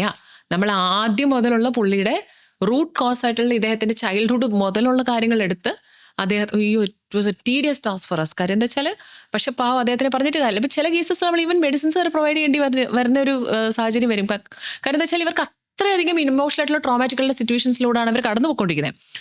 So we'll have to take it right from the beginning. എല്ലാത്തിൻ്റെ റൂട്ട് കോസ് എടുത്ത് അതിനെ ക്ലെൻസ് ചെയ്ത് ഇവരുടെ ഇമോഷനെ ഹീൽ ചെയ്ത് വരണം. അല്ലെങ്കിൽ മാരീഡ് ലൈഫ് എന്ന് പറഞ്ഞാൽ പത്തറ്റിക് ആയിരിക്കും. എല്ലായിടത്തും ഒരു അഭിപ്രായ വ്യത്യാസങ്ങളും ഒരു ചെറിയ സ്പാർക്കും അടിപിടി അക്രമങ്ങളൊക്കെ ഉണ്ടാവും. തീർച്ചയായും. പക്ഷെ ഇതിന്റെ ഏതൊരു ലെവലിലാണ് നമ്മളിപ്പം ഒരു കൗൺസിലറിന്റെ അടുത്തേക്ക് എത്തേണ്ടി വരിക, അല്ലെങ്കിൽ ഏതൊരു സ്റ്റേജിലാണ് നമ്മളൊരു മറ്റൊരാളുടെ സഹായം തേടേണ്ടി വരിക? പ്രീ മാരിറ്റൽ കൗൺസിലിംഗ് എന്ന് പറഞ്ഞൊരു സാധനം എല്ലാ എസ്പെഷ്യലി ചേർച്ചസുമായിട്ടൊക്കെ ബന്ധപ്പെട്ടിട്ട് പ്രീ മാരിറ്റൽ കൗൺസിലിംഗ്സ് വെക്കുന്നത് സത്യത്തിൽ നല്ലതാണ്. പക്ഷേ നമ്മുടെ അടുത്ത് സാധാരണ ഇപ്പോൾ ചേർച്ചുമായി ബന്ധപ്പെട്ടവർ പ്രീ മാരിറ്റൽ വെക്കുന്നെങ്കിലും ഞാൻ പറയുന്നത് എല്ലാ കപ്പിളും ഇവർ ഒരു മാരിഡ് ലൈഫിലേക്ക് കയറുന്നതിന് മുമ്പ് തന്നെ ഇവരൊരു കൗൺസിലിംഗ് എടുക്കുന്നത് നന്നാവും. To see where they are actually standing. You got it. എന്താണ് എൻ്റെ പ്രശ്നം? അത് കഴിയുന്നതും റിലീജിയസ് ആയിട്ടല്ലാതെ പ്രൊഫഷണലായിട്ട് പോയാൽ ഒരിക്കലും അത് തെറ്റാണ് എന്നുള്ളതല്ല. പക്ഷേ പ്രൊഫഷണലായിട്ട് പോകുമ്പോൾ നിങ്ങൾക്ക് മനസ്സിലാവും ഓക്കെ എവിടെയാണ് നിങ്ങളുടെ ഇമോഷൻ സ്റ്റാൻഡ് ചെയ്യുന്നത്, ഇതിൽ നിന്ന് ഞാൻ എത്രമാത്രം ബെറ്റർ ആവണം, എനിക്ക് എന്തൊക്കെ പോരായ്മയാണ് ഉള്ളത്. ഒരു മനുഷ്യരും അവരൊരു തെറ്റുകാരാണെന്ന് അവർ സമ്മതിക്കില്ല. എന്തെങ്കിലും ഒരു കാര്യത്തിൽ ഒരു വഴക്ക് വരുമ്പോൾ തന്നെ നീ ചെയ്തതാണ് തെറ്റ്, എനിക്ക് തെറ്റില്ലല്ലോ, ഞാൻ ചെയ്യുന്നത് ശരിയല്ലേ. അപ്പം ആ വൈഫ് എന്ത് പറയും? ഞാൻ ഇത്രയും നേരം ഞാൻ സഹിച്ച് പിടിച്ചിരുന്നിട്ട് എൻ്റെ കാര്യം മനസ്സിലാക്കാൻ പറ്റുന്നില്ല. ഇതാണ് പ്രോബ്ലം. അപ്പം നിങ്ങൾ തമ്മിൽ കപ്പിൾ കൗൺസിലിംഗ് എന്ന് പറഞ്ഞാലും നിങ്ങൾ രണ്ടുപേരും കൂടി ഇരുത്തി ജോയിൻ്റ് ആയിട്ടല്ല പോവാം. കപ്പിൾ കൗൺസിലിംഗ് എന്ന് പറഞ്ഞാൽ നിങ്ങൾക്ക് രണ്ടുപേർക്ക് ഇൻഡിവിജ്വൽ ആയിട്ടുള്ള കൗൺസിലിംഗ് തരാം. അതാണ് ഏറ്റവും നല്ലത്. ഞാൻ പറയുന്നത് മാരീഡ് ലൈഫ് കഴിഞ്ഞു പോകുന്നതിനെക്കാട്ടി അതിന് മുമ്പ് തന്നെ ഇതിനെപ്പറ്റി ഒരു ക്ലാരിറ്റി കിട്ടിയാൽ നിങ്ങൾക്ക് മനസ്സിലാവും ഓക്കെ ഇങ്ങനെയാണ്, ഈ സിറ്റുവേഷനിൽ ഇങ്ങനെയാണ്. ഒരുപാട് കേസസിൽ നമുക്ക് ഒരു 20-21 റിലേഷൻഷിപ്പിൽ ഉള്ള കുട്ടികൾ തന്നെ ഒരുപാട് വരാറുണ്ട്. ഇതുപോലെ റിലേഷൻഷിപ്പിലോട്ട് എൻ്റർ ചെയ്യുന്ന സമയത്ത് തുടക്ക സമയത്ത് എപ്പോഴും നമ്മളുടെ ബെസ്റ്റ് വേർഷൻ ആയിരിക്കും അവിടെ കാണിക്കുക. ആ ഒരു കണ്ടീഷനിൽ വെച്ചുകൊണ്ട് നമ്മളൊരു കൗൺസിലിംഗ് നടത്തി കഴിഞ്ഞാൽ ഈ വ്യക്തിക്കും അല്ലെങ്കിൽ മറ്റൊരു വ്യക്തിക്കും തമ്മിലുള്ള പ്രശ്നങ്ങളെയോ അല്ലെങ്കിൽ അവർ തമ്മിലുള്ള ആ ഒരു അന്തർധാരയെന്ന് പറയുന്നത് സംഭവം എങ്ങനെ മനസ്സിലാക്കാൻ പറ്റും? നിങ്ങളിപ്പോ നിങ്ങളുടെ ബെസ്റ്റ് വേർഷൻ എത്ര എടുത്താലും ഒരു കൗൺസിലറുടെ മുമ്പിൽ വരുമ്പോൾ ഇവർക്ക് ബോഡി ലാംഗ്വേജ് ഇവരുടെ ജസ്റ്റേഴ്സ് ഒക്കെ കാണുമ്പോൾ മനസ്സിലാവും താങ്കൾ ആരാണെന്ന്. താങ്കൾ പുറത്ത് കാണുന്ന താങ്കളല്ല എന്ന് മനസ്സിലാകും. പിന്നെ മൈക്രോ എക്സ്പ്രഷൻ ഒക്കെ ഒത്തിരി പഠിക്കുന്നതല്ലേ, അപ്പൊ നമുക്കിത് എത്രമാത്രമാണ് ഫേക്ക് ചെയ്യുന്നതെന്നൊക്കെ അറിയാം. അതുകൊണ്ട് അത് ഈസിയാണ്. അത് മാത്രമല്ല ഈ കുട്ടിയുടെ മുമ്പിൽ വെച്ചല്ലല്ലോ, ഫിയോൻസിയുടെ മുമ്പിൽ വെച്ചല്ലല്ലോ, നിങ്ങൾ സെപ്പറേറ്റ് ആയിട്ടല്ലേ ഇരുത്തുന്നത്. അപ്പം ആ റൂമിൽ വെച്ച് നിങ്ങളുടെ ചൈൽഡ്ഹുഡ് പറയുമ്പോഴേ നമുക്കറിയാം നിങ്ങളിപ്പോൾ എവിടെ നിൽക്കുന്നതെന്ന്. The best part is councillor ഒരു നല്ല കൗൺസിലർ ആണെങ്കിൽ ഒരിക്കലും നമ്മൾ ഉപദേശങ്ങൾ അങ്ങോട്ട് കൊടുക്കത്തില്ല. നിങ്ങൾ തന്നെയായിരിക്കും നിങ്ങളുടെ തെറ്റുകൾ പറയുക. Got it. നിങ്ങൾ നിങ്ങളുടെ സ്റ്റോറി പറഞ്ഞ് നിങ്ങൾ എവിടെയാണ് സ്റ്റാൻഡ് ചെയ്യുന്നതെന്ന് നിങ്ങൾ പറഞ്ഞ് that is what is cognitive therapy. Cognitive behaviour therapy എന്ന് പറഞ്ഞാൽ നിങ്ങളുടെ തോട്ട്സിനെ റീഫ്രെയിം ചെയ്യുന്നത് നിങ്ങളാണ്, ഞങ്ങളല്ല. സോ എവിടാണ് എൻ്റെ തെറ്റ്, ഞാൻ അതിൽ എന്തൊക്കെ തിരുത്തണം, എന്താണ് എൻ്റെ ഇത് നിങ്ങൾ തന്നെയാണ് പറയുക. ഞാൻ നിങ്ങളെ ഉപദേശിക്കുമ്പം അത് ഒരിക്കലും അത് കൺട്രോളായിട്ട് പോകത്തേ ഉള്ളൂ. വീണ്ടും അതിലേക്ക് കയറാനുള്ള ടെൻഡൻസി വരും. നമ്മൾ തന്നെ നമ്മളെ തിരുത്തുമ്പോൾ നമ്മുടെ സബ് കോൺഷ്യസ് മൈൻഡിൽ ഓക്കെ ആ ഹീലിംഗ് പ്രോസസ്സ് അവിടെ അങ്ങനെ തന്നെ നടന്നോളും. ഒരുപാട് പേര് ഇപ്പോൾ കല്യാണം കഴിക്കാൻ പോകുമ്പം അവർ ജാതകപ്പൊരുത്തമാണ് നോക്കുന്നത് മെയിനായിട്ട്. എൻ്റെ ജാതകം കറക്റ്റാണോ, ജാതകം ചേരുന്നുണ്ടോ. പക്ഷെ ആ ജാതകം നോക്കുന്ന സമയം കൊണ്ട് ഇതുപോലൊരു കൗൺസിലിങ്ങിൽ പോയി നിങ്ങളുടെ ഇമോഷണൽ സ്റ്റേറ്റ് എവിടെയാണ്, നിങ്ങളുടെ മെൻ്റൽ സ്റ്റേറ്റ് എവിടെയാണെന്ന് അറിഞ്ഞ് കല്യാണം കഴിച്ച് കഴിഞ്ഞാൽ അത് ഇച്ചിരൂടെ എഫക്റ്റീവ് ആയിരിക്കും. അഭിമാന പ്രശ്നങ്ങളുണ്ടല്ലോ, അപ്പോൾ അത് ഈ ഫാമിലി ലൈഫ് നമ്മൾ മുന്നോട്ട് കൊണ്ടുപോകുമ്പോൾ ചിലർ താഴാൻ ചിലപ്പോൾ തയ്യാറാവത്തില്ല, ചെറിയ കാര്യങ്ങൾ പോലും വിട്ടുകൊടുക്കത്തില്ല. 14 days മുമ്പ് കാനഡയിലുള്ള ഒരു ഡോക്ടറും ഫാമിലിയും വന്നു. വളരെ വെൽ സെറ്റിൽഡ് ഇൻ കാനഡ. ഇപ്പോൾ എൻ്റെ ഒരു വ്ളോഗ് പോലും മിസ്സാക്കാണ്ട് കാണുന്ന ഒരു ഫാമിലിയാണ്. ആദ്യം കണ്ടപ്പോൾ നമുക്ക് അതിനകത്ത് ഈ ഒരു പ്രോബ്ലം തോന്നില്ല. അപ്പോൾ നമ്മൾ വിചാരിച്ചു ഇവർ എന്തിനാണ് വന്നത്, കുട്ടിയുടെ പാരന്റിങ് ഇഷ്യൂ എന്ന് പറഞ്ഞിട്ടാണ് വന്നത്, കുഞ്ഞിന് അറ്റൻഷൻ ഇല്ല എന്നൊക്കെ പറഞ്ഞാൽ വന്നത്. പക്ഷേ പുള്ളിക്കാരിയുടെ ഐസും ഒക്കെ കണ്ടപ്പോൾ എവിടേക്കോ നമുക്കൊരു ഡൗട്ട് വന്നു ഇതിലേക്കാ തിരിഞ്ഞ് വരാൻ പോണേന്ന്. അപ്പോൾ കാര്യം എന്താ വെച്ചാൽ രണ്ടുപേരും MBBS കഴിഞ്ഞതാണ്. വൈഫ് പോയ ആ ടൈമിൽ തന്നെ ആൾ ക്യാരിങ് ആയി. പിന്നെ വൈഫിനെ ജോലിക്ക് വിട്ടിട്ടില്ല. ഹസ്ബൻഡ് വർക്കിംഗ് ആ ഫുൾ ടൈം. പക്ഷെ അവർ വളരെ നന്നായിട്ട് ഏൺ ചെയ്യുന്നതാണ്, ഫിനാൻഷ്യലി വളരെ സെറ്റിൽഡ് ആണ്. But she is not working. അപ്പോൾ ഹസ്ബൻഡ് ചോദിക്കുന്നത് എല്ലാ കാര്യങ്ങളും ഞാൻ പ്രൊവൈഡ് ചെയ്യുന്നില്ലേ, ഞാൻ നിനക്ക് കാർഡ് തരുന്നില്ലേ, നിനക്ക് വേണ്ട എല്ലാ കാര്യങ്ങളും തരുന്നില്ലേ, എന്തിനാണ് പിന്നെ നീ വിഷമിക്കുന്നത്? കുട്ടികളെ നോക്കാൻ രണ്ടുപേർക്കും കൂടെ പറ്റുമോ? ഒരാൾ ജോലിക്ക് പോകണ്ടായോ? ഞാൻ പോകുന്നില്ലേ. വളരെ കാമായിട്ടാണ് കേട്ടോ. നമുക്ക് എന്തെങ്കിലും തോന്നിയോ? തോന്നിയില്ല. ആ കുട്ടിയുടെ സൈഡിൽ നിന്ന് നോക്കുമ്പോൾ ആ കുട്ടി ഫസ്റ്റ് റാങ്കോടുകൂടി പഠിച്ച് കഷ്ടപ്പെട്ട് പഠിച്ച് ആ കുട്ടിയുടെ ഏറ്റവും വലിയ ഡ്രീം ആയിരുന്ന MBBS ഇതിലേക്ക് കയറി അവിടുന്ന് അത് MD ഒക്കെ എടുത്തു കഴിഞ്ഞ് ആളെ സംബന്ധിച്ചിടത്തോളം she doesn't care for money because born with a golden spoon ആണ്. പുള്ളിക്കാരിയെ സംബന്ധിച്ചിടത്തോളം പൈസയല്ല ഇവിടുത്തെ വിഷയം, ആളെ സംബന്ധിച്ചിടത്തോളം ആളുടെ ഡ്രീംസ് ആണ് ആളുടെ വിഷയം. അപ്പം എന്താ വെച്ചാൽ ഇതിങ്ങനെ ഇറിറ്റേറ്റ് ഇങ്ങനെ നിൽക്കുക. അപ്പം എന്ത് കണ്ടാലും ആൾക്കങ്ങ് ദേഷ്യമാണ്. കുഞ്ഞ് ചെയ്യുന്ന കണ്ടാലും ഹസ്ബൻഡ് ചെയ്യുന്നതാണ്. അപ്പോൾ ഹസ്ബൻഡ് ഇതൊന്നും മനസ്സിലാവുന്നില്ല, ഞാനായിട്ട് ഒരു കുറവും വരുത്തുന്നില്ല, എന്താണ് പ്രശ്നം? അപ്പം വെളിയിലുള്ള ഒരാളുടെ അടുത്ത് വരുമ്പോഴത്തേക്ക് ഭയങ്കര കാമ, ആദ്യത്തെ അരമണിക്കൂർ കാമ. അപ്പോൾ കുഞ്ഞിൻ്റെ കാര്യം പറയാൻ വന്നു, കുഞ്ഞിൻ്റെ കാര്യം പറഞ്ഞ് വെറുതെ ഞങ്ങളൊരു ത്രെഡ് അങ്ങോട്ട് എടുത്തിട്ടതാണേ, പടപടാന്ന് പറഞ്ഞു. അപ്പം അത്രയും നാൾ പറയാൻ ഇങ്ങനെ വെമ്പി നിൽക്കുന്ന കാര്യം എല്ലാം അങ്ങ് പറഞ്ഞു കഴിഞ്ഞപ്പം അത് കഴിഞ്ഞ് ഞങ്ങൾ അത് ഹസ്ബൻഡിനെ പതുക്കെ പറഞ്ഞ് മനസ്സിലാക്കി. ഇപ്പം ദാ അവരതൊരു ഒരാളെ അവിടെ ഇതായിട്ട് നിർത്തി.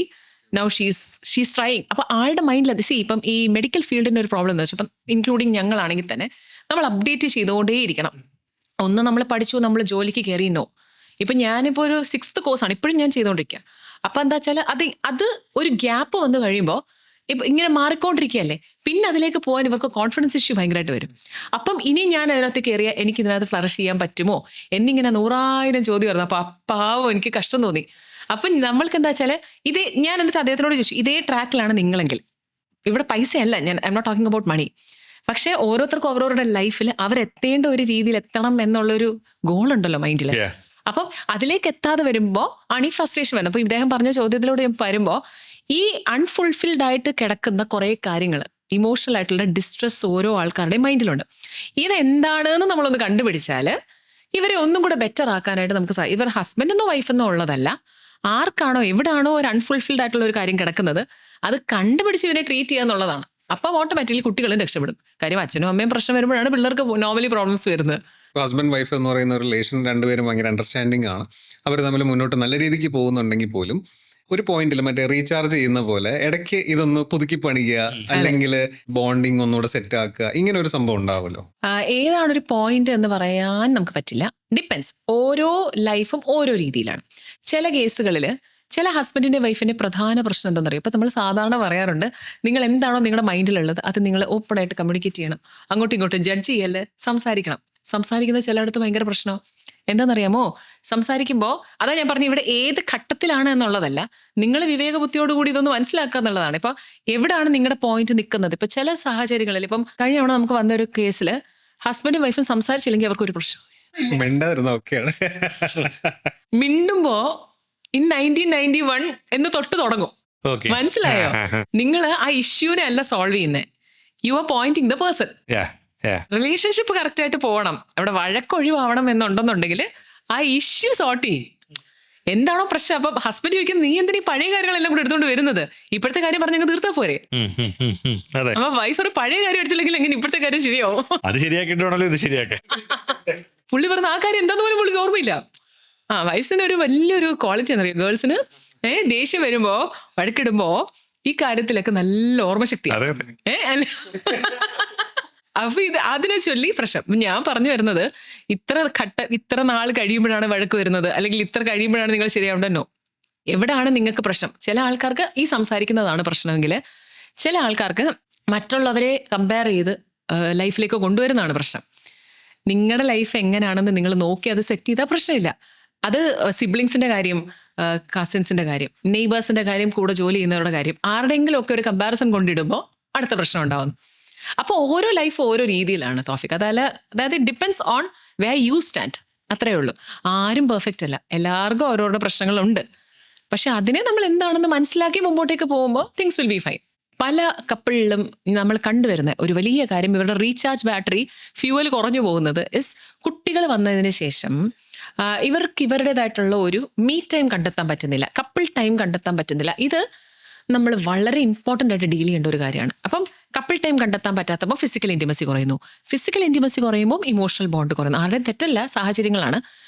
ഓൾമോസ്റ്റ് 3 to 4 months കുഞ്ഞുങ്ങളുടെ കൂടെ മാത്രം ഉറങ്ങി സ്വന്തമായിട്ട് അവർ തമ്മിലൊന്ന് സ്ലീപ്പ് ചെയ്യാൻ പോലും മടി കാട്ടുന്ന കപ്പിൾ നമ്മുടെ അടുത്ത് വരുന്നവരുണ്ട്. See, having a child, feeding a child, sleeping with a child does not mean നിങ്ങളുടേതായിട്ടുള്ളൊരു സ്പേസ് നിങ്ങൾ മാറ്റി വെക്കണം എന്നുള്ളതല്ല. I hope you getting me. കുഞ്ഞിങ്ങനെ വളർന്ന് പോകും. കുഞ്ഞിൻ്റെ കൂടെ നമുക്ക് വേണം, പക്ഷെ അതിൻ്റെ ഒപ്പം തന്നെ നമ്മുടെ ഏജും അങ്ങനെ കടന്നു പോയിക്കൊണ്ടിരിക്കുക. അപ്പോൾ അത് നമ്മൾ നോക്കേണ്ടത് വളരെ ഇമ്പോർട്ടൻ്റ് ആണ്. ഇവിടെ റീചാർജ് ചെയ്യണമെങ്കിൽ നിങ്ങൾ നിങ്ങളുടേതായിട്ടുള്ള ടൈം കണ്ടെത്തണം, നിങ്ങൾക്കായിട്ടുള്ള സ്പേസ് കണ്ടെത്തണം, നിങ്ങളുടെ പരസ്പരമുള്ള നിങ്ങളുടെ ഇൻട്രസ്റ്റുകൾ നിങ്ങൾ കണ്ടെത്തി അതിനെ നിങ്ങൾ ഡെവലപ്പ് ചെയ്യണം. ഇപ്പോൾ ഒരുപക്ഷെ എന്നെ സംബന്ധിച്ചിടത്തോളം എൻ്റെ ഒരു ഏരിയ ഓഫ് ഇൻട്രസ്റ്റ്, ഞങ്ങളുടെ രണ്ടുപേരുടെയും കാര്യത്തിൽ ഞങ്ങൾക്ക് രണ്ടുപേർക്കും മ്യൂസിക്കിനോട് ഇൻട്രസ്റ്റ് ഉള്ളവരാണ്. സോ നമ്മളെ സംബന്ധിച്ചിടത്തോളം ഞങ്ങളുടെ റീചാർജിങ് ഇസ് വീട്ടിലൊരു ചെറിയ ഹോം സ്റ്റുഡിയോ ഉണ്ട്. സോ എല്ലാ നൈറ്റും we are in to music. അതാണ് എന്നെ സൈക്കോളജി ആണെങ്കിൽ സബ്ബായിട്ട് ഞാൻ പോകുന്നത്. അദ്ദേഹം മ്യൂസീഷ്യനാണ്. അതാണ്. അപ്പം നിങ്ങൾ കണ്ടെത്തണം. ഇപ്പം ഒരു പക്ഷേ രണ്ടുപേർക്കും ഇഷ്ടം ഡാൻസ് ആണെങ്കിൽ അങ്ങനെ, ട്രാവലിംഗ് ആണെങ്കിൽ അങ്ങനെ. നിങ്ങളുടെ ഫ്യൂവൽ റീചാർജ് ചെയ്യേണ്ടത് നിങ്ങളുടെ ഡ്യൂട്ടിയാണ് അല്ലേ. അങ്ങോട്ടും ഇങ്ങോട്ടും പരസ്പരം കുറ്റം പറഞ്ഞുകൊണ്ട് അതിനൊന്നും ആവത്തില്ല. What can be done? കുഞ്ഞു വളരും. കുഞ്ഞിൻ്റെ ഒപ്പം നിങ്ങൾ നിങ്ങളുടെ ടൈം കണ്ടെത്തുക എന്നുള്ളതാണ് ഇവിടെ ഇമ്പോർട്ടൻറ്റ്. മെക്കാനിക്കൽ ആവാതിരിക്കുക. അങ്ങനെ ഒരു കോമൺ ആയിട്ടുള്ള ഇൻട്രസ്റ്റ് ഇല്ല എന്നുണ്ടെങ്കിൽ, കോമൺ ആയിട്ടുള്ള ഇൻട്രസ്റ്റ് ഇല്ല എന്നുണ്ടെന്നുണ്ടെങ്കിൽ രണ്ടുപേർക്കും ഇൻട്രസ്റ്റ് ഡിഫറെൻ്റ് ആണെങ്കിൽ, ഇപ്പം സേ ഫോർ എക്സാമ്പിൾ ഹസ്ബൻഡിന് ഇപ്പോൾ ഇൻട്രസ്റ്റ് ട്രാവലിംഗ് ആണ്, വൈഫിന് ഇപ്പോൾ ഇൻട്രസ്റ്റ് വേറെ ആണെങ്കിൽ വൈഫിന് ഇൻട്രസ്റ്റിനെ എൻകറേജ് ചെയ്യണം. എന്നാൽ മാത്രമേ താങ്കളുടെ ഇൻട്രസ്റ്റിനെ താങ്കൾക്ക് പോകാൻ പറ്റത്തില്ല, സപ്പോർട്ട് ചെയ്യാൻ പറ്റും. മനസ്സിലായോ? ഭാര്യമാർക്ക് എപ്പോഴും കുഞ്ഞു കാര്യത്തിൽ അവർ പ്ലഷർ കണ്ടെത്തുന്ന കൊച്ചു കാര്യങ്ങളാണ്. ഇപ്പം ചില ആൾക്കാർ വലിയ പ്രശ്നങ്ങളായിട്ട് വരും. ഒന്നുമില്ല, ഒരു ഹഗ് ചെയ്യേണ്ട കാര്യമേ കാണത്തുള്ളൂ. മനസ്സിലായോ?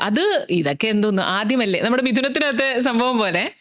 പക്ഷെ ആ കുഞ്ഞു കാര്യവും വളരെ ഡീപ്പായിട്ട് കൊണ്ടെത്തുന്നതാണ്. ഒരു പക്ഷേ നിങ്ങളൊന്ന് ഹഗ് ചെയ്യുന്നതോ നിങ്ങളൊന്ന് കൈ പിടിക്കുന്നതോ ഒന്ന് കൂടെ നിൽക്കുന്ന ഒരു 5 മിനിറ്റ് മതി വലിയൊരു വഴക്ക് ഒഴിവാവാൻ. ഇപ്പം കല്യാണം കഴിഞ്ഞാല് പാരന്റ്സിന്റെ കൂടെ താമസിക്കുന്നതിനുള്ള ഒരുപാട് ഇഷ്യൂസ് പലയിടത്തും ഉണ്ട്. ഒന്ന്, ഇങ്ങനെ വന്ന് താമസിക്കുന്നത് ചിലപ്പോൾ ഈ പറയുന്ന ഹസ്ബൻഡിനുള്ള കണ്ടീഷൻ, ഫിനാൻഷ്യൽ കണ്ടീഷൻ അല്ലെങ്കിൽ മറ്റെന്തെങ്കിലും സാഹചര്യങ്ങൾ കൊണ്ടാവാം. രണ്ടാമത് പുള്ളിക്ക് നിൽക്കണം എന്നുള്ളൊരു ആഗ്രഹം അതുകൊണ്ടാവാം. നമ്മൾ എടുക്കേണ്ട തീരുമാനങ്ങൾ എങ്ങനെയായിരിക്കും? രണ്ട് വശവും നമ്മളെപ്പോഴും കപ്പിളിനോട് പറയുന്നത് എപ്പോഴും ഒരു ഫ്രണ്ട്ലി ആയിട്ടുള്ള ഒരു 1 arm ഡിസ്റ്റൻസ് വെക്കുന്നത് നല്ലതാണെന്നാണ്. പക്ഷേ ഇവിടെ നമുക്ക് ഇത് പറയാൻ പറ്റാത്ത പല വീട്ടിലും പല സാഹചര്യങ്ങളാണ്. ഇപ്പോൾ സേ ഫോർ എക്സാമ്പിൾ ഒരു 25,000 രൂപ 30,000 രൂപയാണ് ഇപ്പോൾ ഒരു മാസം കിട്ടുന്നത്. വളരെ മീഡിയത്തിലുള്ള ഒരു ഇതിൽ കിട്ടുന്ന ഒരാൾക്ക് ഒരു പക്ഷേ ഒരു റെന്റഡ് ഹൗസിലോട്ട് മാറി അല്ലെങ്കിൽ തൊട്ടടുത്ത് അതിനൊന്നും ചില സാഹചര്യം കാണണമെന്നില്ല. അപ്പം എന്താണ് ഇവിടെ സാൻഡ്വിച്ച്ഡ് ആവുന്നത്? ഹസ്ബൻഡ്സ് ആണ്. ഹസ്ബൻഡിൻ്റെ പാരൻസ് ഓൺ വൺ സൈഡ്, വേറൊരു എൻറ്റയർലി ഡിഫറെൻറ്റ് കൾച്ചറിൽ നിന്ന് വരുന്ന wife on the other side. അപ്പം നമ്മൾ സാധാരണ ഹസ്ബൻഡ്സ് എന്താ പറയുക, നിനക്ക് അഡ്ജസ്റ്റ് ചെയ്തൂടെ, നീ അല്ലേ കുട്ടി, അവർ ഏജ്ഡ് ആയിട്ടുള്ളതല്ലേ, അവരെ എങ്ങനെ പറഞ്ഞ് മനസ്സിലാക്കാൻ പറ്റും? അവരെ ഒരുപാട് നിങ്ങൾ പറഞ്ഞ് മനസ്സിലാക്കണ്ട, പക്ഷേ ഇപ്പുറത്തുള്ള വൈഫിനെ നിങ്ങളൊന്ന് കൺസിഡർ ചെയ്താൽ മതി. ഞാൻ പറയുന്നത് ആ കുട്ടി വേറൊരു എൻറ്റയർലി ഡിഫറെൻറ്റ് കൾച്ചറിൽ നിന്ന് ഇവിടെ വന്നപ്പോൾ ആ കൾച്ചറുമായിട്ട് അതൊന്ന് ബ്ലെൻഡ് ആവാൻ കുറേ സമയമെടുക്കും. ജസ്റ്റ് ഇമാജിൻ, നമ്മൾ അവരുടെ വീട്ടിൽ പോയാൽ 3 ദിവസം നമുക്ക് കറക്റ്റായിട്ട് നിൽക്കാൻ പറ്റുമോ? If you are going to your wife's house it will be so difficult for you to adjust. അപ്പം നമ്മൾ എന്ത് പറയും? നമുക്ക് അങ്ങ് തിരിച്ചു പോകാമെന്ന് പറയും അല്ലേ. ഇപ്പം കുഞ്ഞ് പ്രസവിച്ചൊക്കെ കിടന്ന് കഴിയുമ്പോഴത്തേക്ക് 28-40 ദിവസമൊക്കെ വന്ന ഒരു കേസാണ്. എന്ന് വെച്ചാൽ കുഞ്ഞിനെ കാണാൻ ഭയങ്കര താല്പര്യമാണ്. പ്രസവിച്ച് ഭാര്യയുടെ വീട്ടിൽ കിടക്കുവാണ്. കുഞ്ഞിനെ കാണാണ്ടിരിക്കാൻ അപ്പന് വയ്യ. കുഞ്ഞിൻ്റെ അടുത്തേക്ക് പോകുന്നുണ്ട്, പക്ഷെ അവിടെ നിൽക്കാൻ പുള്ളിക്ക് പറ്റത്തില്ല. അവിടെ പേരൻസ് ഉള്ളത് കൊണ്ട് പുള്ളി നേരെ ഇങ്ങനെ വരും. ഇതിനെപ്പറ്റി കുറച്ച് നേരമെങ്കിലും കുഞ്ഞിനോട് നിന്നൂടെ, എൻ്റെ കൂടെ നിന്നൂടെ? വൈഫ് ചോദിക്കുന്നത്, ഞാൻ ബാക്കി എല്ലാ സമയവും അവിടെ അല്ലേ നിൽക്കുന്നത്, ആകെ ഈ ഒരു ടൈമല്ലേ ഞാൻ ഇവിടെ നിൽക്കുന്നുള്ളൂ, അപ്പോൾ എന്തുകൊണ്ട് അഡ്ജസ്റ്റ് ചെയ്ത് ഇവിടെ? അപ്പം പുള്ളി പറഞ്ഞു, എനിക്കെങ്കിലും പോയി അവിടെ നിന്ന് ശരിയല്ല. അപ്പം ഞാൻ പുള്ളിയോട് ചോദിച്ചു, അപ്പോൾ 4 നോക്കിയേ, ബാക്കി 365 ഡേയ്സും ആളെവിടെ നിൽക്കുന്നത്? അപ്പം 2 വശം ചിന്തിക്കണം. അല്ലെങ്കിൽ അപ്പം ഇതിലേക്കാണ് ഞാൻ വീണ്ടും വരുന്നത്. നിങ്ങളുടെ ഒരു നല്ല വാക്ക്, നിങ്ങളുടെ ഒരു സോഫ്റ്റ് ആയിട്ടുള്ള രീതി, എനിക്ക് നിന്നെ മനസ്സിലാവുന്നുണ്ട്, നീ എന്തിലൂടെയാണ് കടന്നു പോകുന്നതെന്ന് മനസ്സിലാവുന്നുണ്ടെന്ന് പറഞ്ഞാൽ നമ്മൾ അവരെ കൂടെ ചേർത്ത് നിർത്തുമ്പോൾ കുറേയൊക്കെ അവിടെ പ്രശ്നങ്ങൾ ഒഴിവാകും. പകരം നമ്മൾ അമ്മയുടെയും അച്ഛൻ്റെയും സൈഡ് പിടിച്ചുകൊണ്ട് എല്ലാവരും കൂടെ ചേർന്ന് ആളെ കോർണർ ചെയ്യുമ്പോഴാണ് പ്രോബ്ലംസ് വഷളാവുന്നത്. ഒരുപാട് കേസ് നമുക്ക് അങ്ങനെ വരുന്നുണ്ട്. നമ്മൾ അച്ഛനെയും അമ്മയും കുറ്റം പറയണ്ട, പക്ഷെ വൈഫിനെ തള്ളി പറയല്ലേ. നമ്മൾ അവിടെ ഒരു ബാലൻസ് ആയിട്ട് നിന്നാൽ പിന്നെ പതിയെ നമുക്ക് അതിനുള്ള ഫിനാൻഷ്യൽ സ്റ്റേറ്റസ് വരുമ്പോൾ നമ്മൾ പതുക്കെങ്കിലും ഇതിപ്പം പറ്റുവാണെങ്കിൽ അതൊരു മേളിലോട്ടുള്ള ഒരു സെപ്പറേഷനോ അല്ലെങ്കിൽ ഒരു ചെറിയ, അത് സെപ്പറേഷൻ എന്നുള്ളതല്ല, ഹെൽത്തി ആയിട്ടുള്ളൊരു ബൗണ്ടറിയാണ്. മനസ്സിലായോ? അപ്പോൾ ആ ഒരു സന്തോഷവും സ്നേഹവും സമാധാനവും എപ്പോഴും അത് കാണും. പക്ഷേ പല വീടുകളിലും അമ്മമാർ ഒറ്റയ്ക്കാണ്, അവർക്ക് അങ്ങനെയൊന്നും പോകാൻ പറ്റാത്ത ഹെൽപ്ലെസ് ആയിട്ടുള്ളൊരു സിറ്റുവേഷൻ ആണെങ്കിൽ അമ്മമാരെ നമുക്ക് ആ ഒരു ഏജ് കഴിഞ്ഞ് കഴിഞ്ഞാൽ എന്താ വെച്ചാൽ അവർക്ക് ടെൻഷൻ കൂടുതലാണ്, ദേഷ്യം കൂടുതലാണ്, എല്ലാവർക്കും, നമ്മളും അതേ ഏജിലോട്ട് പോകുമ്പോൾ അതേ ഹൈപ്പർ ടെൻഷനൊക്കെ നമുക്കും അതേപോലെ വരും.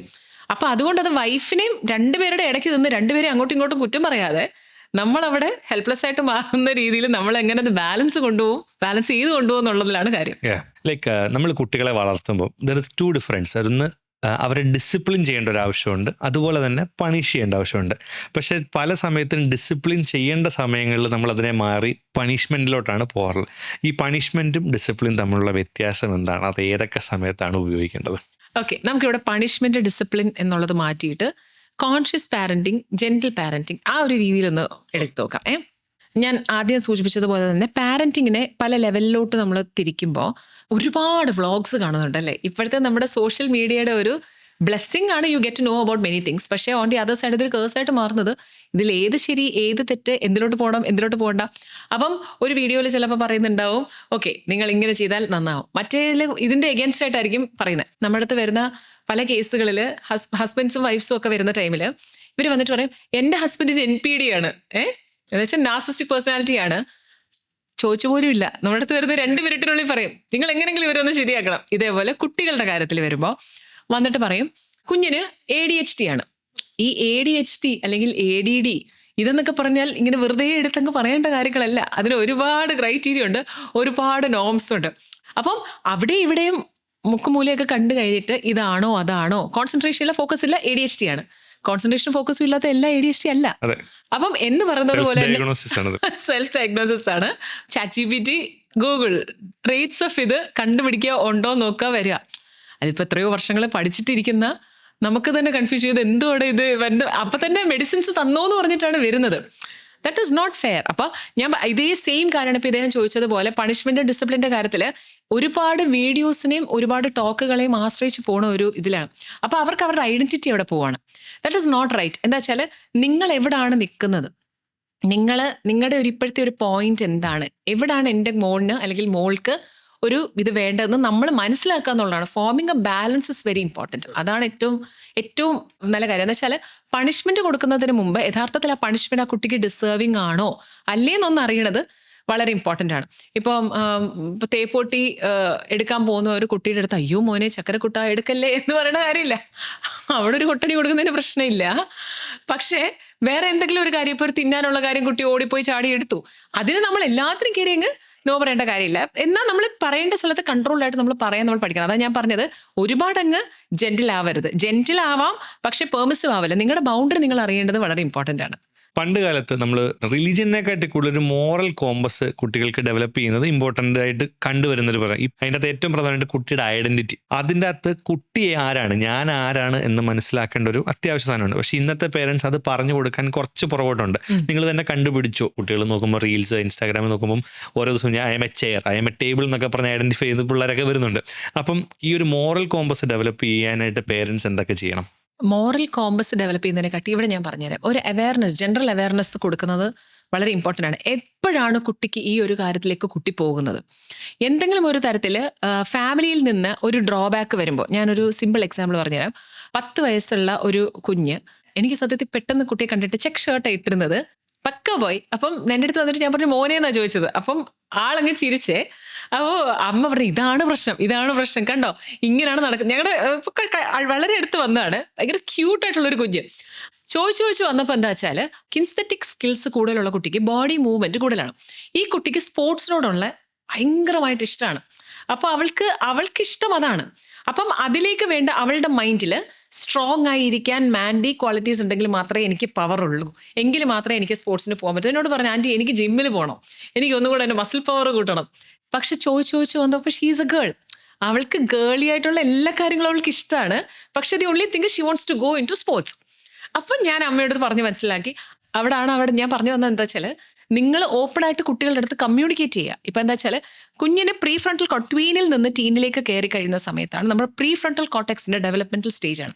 ഈ സമയത്ത് കുട്ടികൾക്ക് ഇവർക്ക് ജെൻഡർ ഐഡൻറ്റിറ്റി, അതായത് ആൺകുട്ടികളെ സംബന്ധിച്ചിടത്തോളം ഇപ്പം 13 അങ്ങോട്ട് മുകളിലോട്ട് പോകുമ്പം അച്ഛനമ്മമാർ എപ്പോഴും പറയും നീ പഠിക്കണം, പഠിച്ച് നിനക്കൊരു ഗോൾ വേണം, ആംബിഷൻ വേണം, അത് വേണം. ഇതൊന്നുമല്ല അവൻ്റെ തലയിൽ ഓടുന്നത്. അവൻ്റെ തലയിൽ ഓടുന്നത് എനിക്കെന്താ മീശ ഹൈറ്റ് കുറവാണോ, എനിക്ക് അവരുടെ അത്ര ഹൈറ്റ് ഇല്ലല്ലോ. എൻ്റെ മോൻ ഇപ്പോൾ കഴിഞ്ഞ ദിവസം എന്നോട് വന്ന് പറഞ്ഞു മീശതാ ബാക്കി എല്ലാവർക്കും പൊടി മീശ വന്നു, അവനില്ല. ഇത് വരാൻ എന്ത് ചെയ്യണം അച്ഛാ, ഞാൻ എന്ത് തേച്ചാലും എനിക്കിത് വളരും. മെയിൻ ആയിട്ട് എന്താ വെച്ചാൽ ഈ ഗ്രൂപ്പ് ചേർന്നിരിക്കുമ്പോൾ ഇവർ കളിയാക്കും. അയ്യേ നിനക്ക് പവറാണ്, ഞാൻ അതെടുത്ത് പൊക്കി ഇപ്പം. അപ്പം ആ ഒരു കാര്യം. നേരെ മറിച്ച് ഗേൾസിനാണെങ്കിൽ അവരുടെ ഫിസിക്കൽ ഫീച്ചേഴ്സ് വരുന്നത്, ഇപ്പം ബ്രസ്റ്റ് ഡെവലപ്മെന്റ് ആണെങ്കിൽ അത്, അല്ലെങ്കിൽ ഹെയർ വളരുന്നത്, ബോഡി മൂവ്മെന്റ്, ഇതൊക്കെയാണ് അവർക്ക് ഒരുങ്ങുന്ന കാര്യങ്ങൾ, ആണുങ്ങളോടുള്ള ക്രഷ്. അപ്പം ഞാൻ പറഞ്ഞു മനസ്സിലാക്കുന്നത് ഈ 13 തൊട്ട് ഇത് തുടങ്ങും. അപ്പം എന്താ വെച്ചാൽ കറക്റ്റായിട്ടുള്ള ഒരു ഗൈഡൻസ്, വളരെയധികം കൺട്രോൾഡ് ആയിട്ട് നിൽക്കുന്ന, ഒരു തരത്തിലും എൻ്റെ ഉള്ളിലുള്ള എന്താണെന്ന് പറയാനുള്ളൊരു സാഹചര്യം ഇല്ലാതെ വരുമ്പോഴാണ് ഇവർ സപ്രസ് ചെയ്ത് വേറെ രീതിയിലേക്ക് ഇത് പോകുന്നത്. ഇനി ഇങ്ങനെ എന്തെങ്കിലും കണ്ടുപിടിച്ചെന്നിരിക്കട്ടെ. അപ്പം ഒരു ലെസ്ബിയൻ ഇതിലുള്ളൊരു കേസ് നമുക്ക് വന്നിരുന്നു. ഓക്കെ, കുട്ടിയാണെങ്കിൽ ബോർഡിങ്ങിൽ താമസിക്കുന്ന കുട്ടിയാണ്. അച്ഛനമ്മമാർ തമ്മിൽ ക്രോണിക് ആയിട്ടുള്ള ഇഷ്യൂസ് ഉണ്ട്. അപ്പം മാസത്തിൽ ഒരു 1-2 തവണ മാത്രമേ ഈ കുട്ടിയെ കാണാൻ പോകത്തുള്ളൂ. അപ്പോൾ ആകെ അവളുടെ ഉണ്ടായിരുന്നത് അവളുടെ ഒരു ബെസ്റ്റ് ഫ്രണ്ടാണ്. ഫ്രണ്ടിൻ്റെ അടുത്ത് സംസാരിച്ച് അത് ഫ്രണ്ട്ഷിപ്പ് മാറിയത് ലവായി. അത് കഴിഞ്ഞിട്ട് ഇവർക്ക് പിരിയാൻ പറ്റാത്ത രീതിയിലേക്ക് ഇവർ വളർന്നു. ആ ഒരു ബോണ്ട് അങ്ങായി. പിന്നെ ഇവർക്ക് മാറാൻ പറ്റുന്നില്ല. എന്ത് ചെയ്താൽ മാറാൻ പറ്റുന്നില്ല. ഫാദർ വന്നു പോലുമില്ല ഞങ്ങളുടെ അടുത്ത്. കാര്യം എനിക്ക് അവളുടെ മുഖമേ കാണണ്ടെന്നുള്ള രീതിയിലാണ് വന്നത്. മദറിന് സങ്കടം സഹിക്കാൻ വയ്യാഞ്ഞിട്ടാണ് വന്നത്. അങ്ങനെ കുട്ടിയോട് സംസാരിച്ച് വന്നപ്പം കുഞ്ഞിലെ ആ കുട്ടിക്ക് കിട്ടേണ്ട കൺസിഡറേഷനോ അങ്ങനത്തെ കാര്യങ്ങളോ ഒന്നും ആ ഫാമിലിയിൽ നിന്ന് കുട്ടിക്ക് കിട്ടിയിട്ടില്ല. ജീവിതകാലത്തിൽ അവൾക്ക് സ്നേഹം എന്താണെന്ന് അവൾ അറിഞ്ഞത് അവൾ ഈ ഫ്രണ്ടിലൂടെ മാത്രമാണ്. അപ്പോൾ ഫ്രണ്ട്ഷിപ്പ് മാറി ഇപ്പം ഈ ഒരു ലെവലിൽ എത്തി നിൽക്കുന്നു. അവൾക്ക് കല്യാണം വേണ്ട. കല്യാണം കഴിച്ചാൽ എൻ്റെ അച്ഛനെയും അമ്മയും പോലെ എനിക്കും ഒരു ഫെയിൽഡ് ആയിട്ടുള്ള ഒരു മാരേജ് ആയിരിക്കും. എനിക്കും അങ്ങനത്തെ ഒരു രീതിയിലോട്ട് ഞാനും ആരുടെയെങ്കിലും അടിമയായിട്ട് ഞാൻ പറഞ്ഞ മനസ്സിലായോ, നിൽക്കേണ്ടി വരും. സെയിം ജെൻഡർ ആണെങ്കിൽ എനിക്ക് ആ പ്രോബ്ലം വരില്ല. ഞാൻ പറയുന്നത് ടീനേജ് എന്ന് പറയുന്ന ഒരു ഏജിൽ ഇവർക്ക് കറക്റ്റായിട്ടുള്ളൊരു ഡിസിഷൻസ്, എന്താണ് ഇവർക്ക് റൈറ്റ്, എന്താണ് ഇവർക്ക് റോങ് എന്ന് ഇവർ പലപ്പോഴും ഇവരെ അറിയുന്നില്ല. ഡയറക്ഷൻ ലെസ് ആയിട്ടാണ് ഇവരുടെ ഉള്ളിൽ പോകുന്നത് അല്ലേ. ഇപ്പം നിങ്ങൾ തിരിഞ്ഞാലോചിക്കുമ്പോൾ 20 എന്തൊക്കെ മണ്ടത്തരം കാണിച്ചിട്ടുണ്ട്. ഇവിടെ 10 വർഷം കഴിയുമ്പോഴത്തേക്കും നിങ്ങൾ വിചാരിക്കും എന്തുവായിരുന്നു അന്ന് എന്തൊക്കെ. അങ്ങനെയാണ്.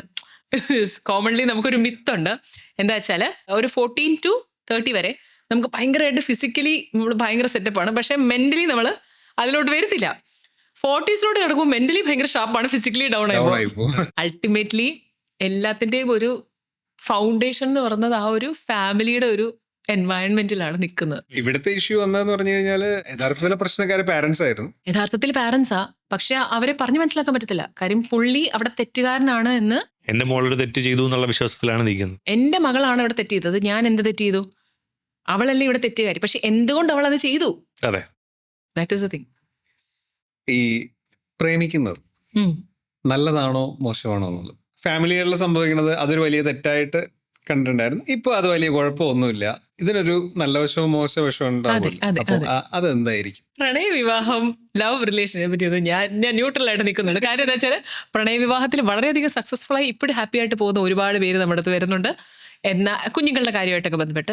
എന്നാൽ പ്രണയവിവാഹം ഭയങ്കര സംഭവമായിട്ട് കല്യാണം കഴിച്ചു കഴിഞ്ഞാൽ അതിൻ്റെ 2-3 ദിവസം കഴിഞ്ഞ് അതിനെ പൊട്ടിപ്പാളിസായിട്ട് വരുന്നവരുമുണ്ട്. അപ്പം ഇതാണ് ശരി, ഇതാണ് തെറ്റ്. അറേഞ്ച് മാരേജ് ആണ് ശരി, ലവ് മാരേജ് അതൊന്നുമില്ല. It depends on each person. ഇവരുടെ അണ്ടർലൈൻ ചെയ്ത് പറയുവാണെങ്കിൽ അവരവർ തന്നെയാണ് ഇവരുടെ സക്സസിൻ്റെയും ഇവരുടെ ഫെയിലിയറിൻ്റെയും എല്ലാം കാരണം. നമ്മൾ അങ്ങോട്ടും ഇങ്ങോട്ടും ഇങ്ങനെ കുറ്റപ്പെടുത്തി നീ കാരണമാണ് അത് സംഭവിച്ചത്, ഞാൻ കാരണമാണ് സംഭവിച്ചത്, ഇതുകൊണ്ടാണ് അതുകൊണ്ടാണ്, ഒന്നുമല്ല. നമ്മുടെ അടുത്ത് 2 റിലീജിയനിൽ പെട്ട 2 പേര് വന്നിട്ടുണ്ടായിരുന്നു. അപ്പോൾ ആൺകുട്ടിക്ക് അച്ഛനും അമ്മയും ഇല്ല. അപ്പം പെൺകുട്ടി പറഞ്ഞു എൻ്റെ റിലീജിയനിലേക്ക് വരുമ്പോൾ ഒരു റിലീജിയനിലാവുമല്ലോ എന്ന് വെച്ചാൽ അപ്പം നാളെ കുഞ്ഞുങ്ങളുടെ കാര്യത്തിന് ആ ഒരു പ്രോബ്ലം വരത്തില്ലല്ലോ എന്ന് വെച്ചിട്ട് ആ കുട്ടിയുടെ റിലീജിയനിലേക്ക് ആക്കി. കുട്ടിയുടെ റിലീജിയനിലേക്ക് ആക്കി കഴിഞ്ഞപ്പം പിന്നെ ഇദ്ദേഹത്തിന് ഇഷ്ടപ്പെടുന്ന ഒരു കാര്യങ്ങളും ചെയ്യാൻ പറ്റാതെ ഭയങ്കരമായിട്ട് അങ്ങ് കൺട്രോളിലേക്ക് പുള്ളിക്ക് തോന്നി. പുള്ളിക്ക് എനിക്കിത് വേണ്ട, എനിക്ക് ബാക്ക് ടു എൻ്റെ റിലീജിയനിൽ പോകണം, നീ നിൻ്റെ പൊക്കോ ഞാൻ എൻ്റെ പൊക്കോളാം എന്ന് പറഞ്ഞിട്ട് അത് കേൾക്കുന്നില്ല.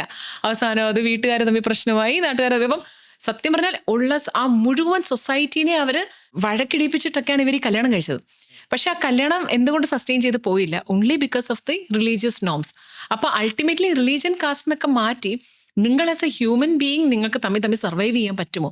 ഒരാളെ ഞാൻ എപ്പോഴും പറയുന്ന ഒരു കാര്യമാണ്, റിലേഷൻഷിപ്പിൽ കുട്ടികൾ വരുമ്പോൾ ഞാൻ പറയും, 1 ദിവസമോ 2 ദിവസമോ അല്ല, അടുത്ത ഒരു 10, 12 വർഷം അല്ലെങ്കിൽ 15 വർഷം നിങ്ങൾക്ക് ഈ ആളുമായിട്ട് പറ്റുമോ? ഇവരുടെ ടേസ്റ്റുമായിട്ട് നിങ്ങൾക്ക് പറ്റുമോ? കുറേയധികം ഡ്രോബാക്സ് കാണാം, ഒരുപാട് പ്രോബ്ലംസും കാണാം, പെർഫെക്റ്റ് അല്ല. അതാണ് നമ്മൾ നോക്കേണ്ടത്. ഇവിടെ നമ്മൾ കൗൺസിലിംഗ് കൊടുക്കേണ്ട ആ രീതിയിലാണ്. നിങ്ങളുടെ ഇതുമായിട്ട് പോകുമോ, പോകത്തില്ല, അല്ലെങ്കിൽ പറ്റത്തില്ല എന്ന് തോന്നുവാണെങ്കിൽ മ്യൂച്വലായിട്ട് ഒരു ഹാൻഡ് ഷേക്ക് കൊടുത്ത് മാറാൻ നോക്കുക. ഇല്ല പറ്റും എന്നുണ്ടെന്നുണ്ടെങ്കിൽ മാത്രം അതിലേക്ക് സ്ട്രോങ് അല്ല, സീരിയസ് ആയിട്ടും. കാരണം പിന്നീട് അത് എത്രയോ പേർക്ക് വിഷമം ഉണ്ടാകുന്ന ഒരു രീതിയിലേക്ക്, പ്രത്യേകിച്ചും കുഞ്ഞുങ്ങൾ, അതാണ് ഏറ്റവും കഷ്ടം. കുട്ടികളാണ് ഇവിടെ സാൻഡ്വിച്ച് ആവുന്നത്. ഇത് മെച്ചുവർഡ് ആയിട്ടുള്ള ഒരു തീരുമാനം എടുക്കുന്ന, ഒരു ഡിസിഷൻ എടുക്കുന്ന കണ്ടീഷനിലാണ് നമ്മളിപ്പോൾ സംസാരിക്കുന്നത്. അതെ, കല്യാണ പ്രായത്തുന്നതിന് മുന്നേ ഉള്ള സമയം. ഈ റിലേഷൻസ് നമ്മുടെ ഡെവലപ്മെന്റുമായിട്ടും അല്ലെങ്കിൽ നമ്മൾ ചിന്തിക്കുന്ന രീതികളെയും ഹെൽപ്പ് ചെയ്യുന്നുണ്ടോ പല കാര്യത്തിലും? റിലേഷൻഷിപ്പ് എപ്പോഴും ഞാൻ പറയുന്നത് ടീനേജിലൊക്കെ ഉള്ള കുട്ടികൾക്ക് റിലേഷൻഷിപ്പ് ഇവർക്ക് വരണമല്ലോ, അങ്ങനെയാണല്ലോ. കാര്യം എന്താ വെച്ചാൽ ഇവരെ സംബന്ധിച്ചിടത്തോളം ഇവരുടെ one part of their brain അതിൽ ഞാൻ പറഞ്ഞില്ലേ പ്രീഫ്രണ്ടൽ കോർട്ടെക്സിന്റെ ആ ഒരു ഡെവലപ്മെന്റ് സ്റ്റേജിൽ ഇവരുടെ ഒരു പാർട്ട് തന്നെ ഇവർ കൊടുക്കുന്ന ലവിനാ. ഇവരിൽ ഭയങ്കര സെൽഫ് കോൺഷ്യസ് ആവുന്നുണ്ട്. ഇവര് പെൺകുട്ടിയെ സംബന്ധിച്ചിടത്തോളം ആൺകുട്ടികൾ എന്നെ നോക്കുന്നുണ്ടോ എന്നുള്ള ഒരു രീതിയിലാണ് ഇവളുടെ ഓരോരോ മൂവ്മെന്റും. നന്നായിട്ട് മുടി ചീകുന്നു, ഒരുങ്ങുന്നു, അതുവരെ ഇല്ലാത്ത ഒരാൾ ആ രീതിയിലാവുന്നു ടീനേജ്. ആൺകുട്ടികളാണെങ്കിൽ അതുപോലെ തന്നെ ഇവർ സെറ്റപ്പ് ആവുന്നു. അപ്പം റിലേഷൻഷിപ്പിലേക്ക് അവരാകും, അവരുടെ ഏജിന്റെ ഒരു പ്രത്യേകതയാണ്. പക്ഷേ what is right and what is wrong നമ്മളത് അവരെ പറഞ്ഞ് മനസ്സിലാക്കുക. പിന്നീട് ഫെയിൽ ചെയ്ത് കറക്റ്റിലോട്ട് പോകും. നമ്മൾ ഇനി എന്തൊക്കെയാണെന്ന് പറഞ്ഞാലും എല്ലാം കൂടെ ശരിയാക്കി നമ്മൾ നമ്മുടെ കുഞ്ഞിനെ കംപ്ലീറ്റ്ലി പോസിറ്റീവ് ആക്കാന്ന് പറഞ്ഞാൽ നടക്കത്തില്ല. എവിടെയെങ്കിലും ഒക്കെ ചെന്ന് എന്തെങ്കിലും അബദ്ധം പറ്റും. നമ്മൾ എത്ര പ്രൊട്ടക്ട് ചെയ്യാൻ നോക്കുന്നു അത്രേ അവർ മതിൽ ചാടാൻ നോക്കത്തു. അത്രേ ഉള്ളൂ. അല്ല, ഇതിനകത്ത് വേറെ സംഭവം, മൾട്ടിപ്പിൾ റിലേഷൻഷിപ്പ് ഒരേ സമയത്തല്ല, പല സമയത്തായിട്ട്. ബ്രേക്കപ്പ്, പിന്നെ അടുത്തത്,